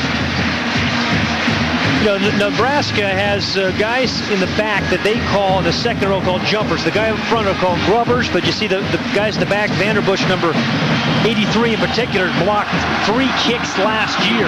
But good height by Seta, and they're up by 3. Seta is an incredible athlete, Craig. 6'10" height jumper in high school. 24-21. Nebraska takes over now at the 25, and they get one series here. Touchdown, they win. Field goal will force another series for each team. Crouch, he's on the keeper. Pitching to Alexander, and the Huskers have seen that tune all day long. Shane Walton came up to bang out Alexander. And once again, the defense forces the pitch. They said, hey, Eric Crouch is the best runner on this Nebraska team. What we need to do is force the pitch. Rocky Boyman, number 30, did that. And then Shane Walt comes up and stuffs the tackle. So Nebraska has to call, I think, a quarterback designated run. Really giving Crouch the chance to run. No option play. No gain. Maybe a yard now. 2nd and 9, 24-yard line. Crouch is going to pass. Screenplay throwing, and it's incomplete. He was going for Wilson Thomas, a guy that the Notre Dame Irish probably wouldn't figure to be in the play. Shane Walton in the coverage. Craig, I'm really surprised with that call. This is not Nebraska's strong suit. Remember, they're already down by 3. You don't need a touchdown now, necessarily, right? Wow. 3 points keeps you in the game. So, at a minimum, make sure you give your field goal kicker a little better shot.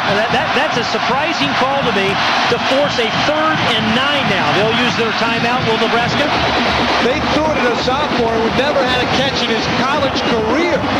And they tried to fool Notre Dame because Thomas has not even caught the ball. Now you're right. They're looking at a 42-yard field goal. They don't pick up any distance. And they've got a kicker. Last year went 1 for 4 between the 40 and 49-yard line. Yeah, I mean, I think that's not the play. I would take Crouch on the option or quarterback keep in the perimeter, or at a minimum run something inside to pick up 4 or 5 maybe to give your field goal kicker a little bit more of an opportunity to have a chip shot. So now this becomes, really critical play. 2 things going through the quarterbacks and the coach's mind. Hey, if minimum we have to pick up 4 or 5 yards to make it a little bit more reasonable, field goal attempt. And then, don't turn the ball over. If you're going to throw the ball, don't force the ball. He's thrown 3 interceptions this year. 3. They still have the option at 3rd and 9. Right, absolutely. Quarterback draws, anything with Crouch in his hand, and ball in his hand. Seen a lot of the rolls one way, throw back across the field the other way. Crouch 6 for 14 with the INT passing. We're going to have 3 wide outs in this formation. Crouch will line up under center. Swings to the right receiver is Thomas to the left. Single setback, Alexander, Crouch back to pass, straight drop back, over the middle, complete. Wisdom has got it. Oh, boy. And I believe he has the first down. I think he does, too. Great throw, patient throw by Eric Crouch. Wow. Yeah, that gets him the first down. Boy, Winstrom did a great job of running the route, bouncing off a linebacker. I mean, he was covered, kind of bounced off a linebacker. He's number 87 in the right part of your screen. It's a big passing lane there. The quarterback throws it away from the defender, the onrushing Denman. A good throw and a good route by Winston. 1st and 10 at the 15-yard line in overtime. Notre Dame scored a field goal, their chance. Handoff, Alexander breaking free of Denman. And he picked up 8 yards. Boyman helped to make the stop with Driver. But this is where Nebraska wants to be then. Now 2nd and short. Yeah, this is where their offensive line, it really is so good. Benoti, number 77, kind of dominating his guy. Big hole there. Dave Volk, Raiola, the center, did a good job of cutting his guy. And a touchdown wins the game for Nebraska. Notre Dame does not get a second shot if Nebraska gets the touchdown. Crouch, he has it, going for the end zone. I haven't seen a signal. Have you? I didn't see a signal, but the referees are running off. It is a touchdown, and Nebraska has won the game. Eric Crouch touchdowns a year ago on option plays. Boy, did he get a good block by Dan Alexander, too. The Nebraska Cornhuskers in overtime. And fittingly on the shoulders of their leader, Eric Crouch, with his third rushing touchdown of the game for the second straight week. And this one is a crusher for the Notre Dame Fighting Irish in a sensational finish here at Notre Dame. Well, watch the block by number 38, too. And not only the strong run by Crouch, but the last block there by Dan Alexander allowed Crouch to get in the end zone. Who's as dynamic a runner inside the 10 as you see in college football. The last push. Yeah, Williams was knocked down. Walton, actually it was Driver, tried to catch him and couldn't do it. And what a great run by Eric Crouch. Let's go down to Bob Wischusen. All right, Coach, congratulations. That had to be as exciting a game as you've ever been a part of. Well, it was a great football game. I thought both teams played exceptionally hard for 4 quarters. No one gave up. It was really a close one down to the end, of course. It did not look very good when they kicked that field goal, and we had that third and medium, and we were able to pick that up. It was a key play to keep that drive along. We have so far last year had one game like this, and we were able to pull it out in overtime. I pay great tribute to Notre Dame, their coaches, their football team. They did a great job. I'm very proud of our kids to be able to come back. I thought that Notre Dame did a great job on special teams, and we let the 2 long returns, and that really killed us, give them a lot of momentum, and it was tough to battle back, but our kids did it. What does this now mean for your team, winning a game this early in the season in this type of atmosphere? You're number 1. We know that this is a good football team, but what does it do for you for the rest of the season? They're a very proud football team. They felt they could come in here and get it done. We knew it would not be easy. We feel Notre Dame's an excellent team against A&M. They played very strong in all phases of the game. So in order to come in here and get it done on their field is big time, and I think our kids deserve a lot of credit for it. I also feel Notre Dame deserves a lot of credit for the way they played today. Coach, congratulations. Thank you for your time. Thank you, guys. Set back upstairs, Craig. Thank you, Bob. Today's Chevrolet players of the game, Eric Crouch, surprise, surprise, from Nebraska. Julian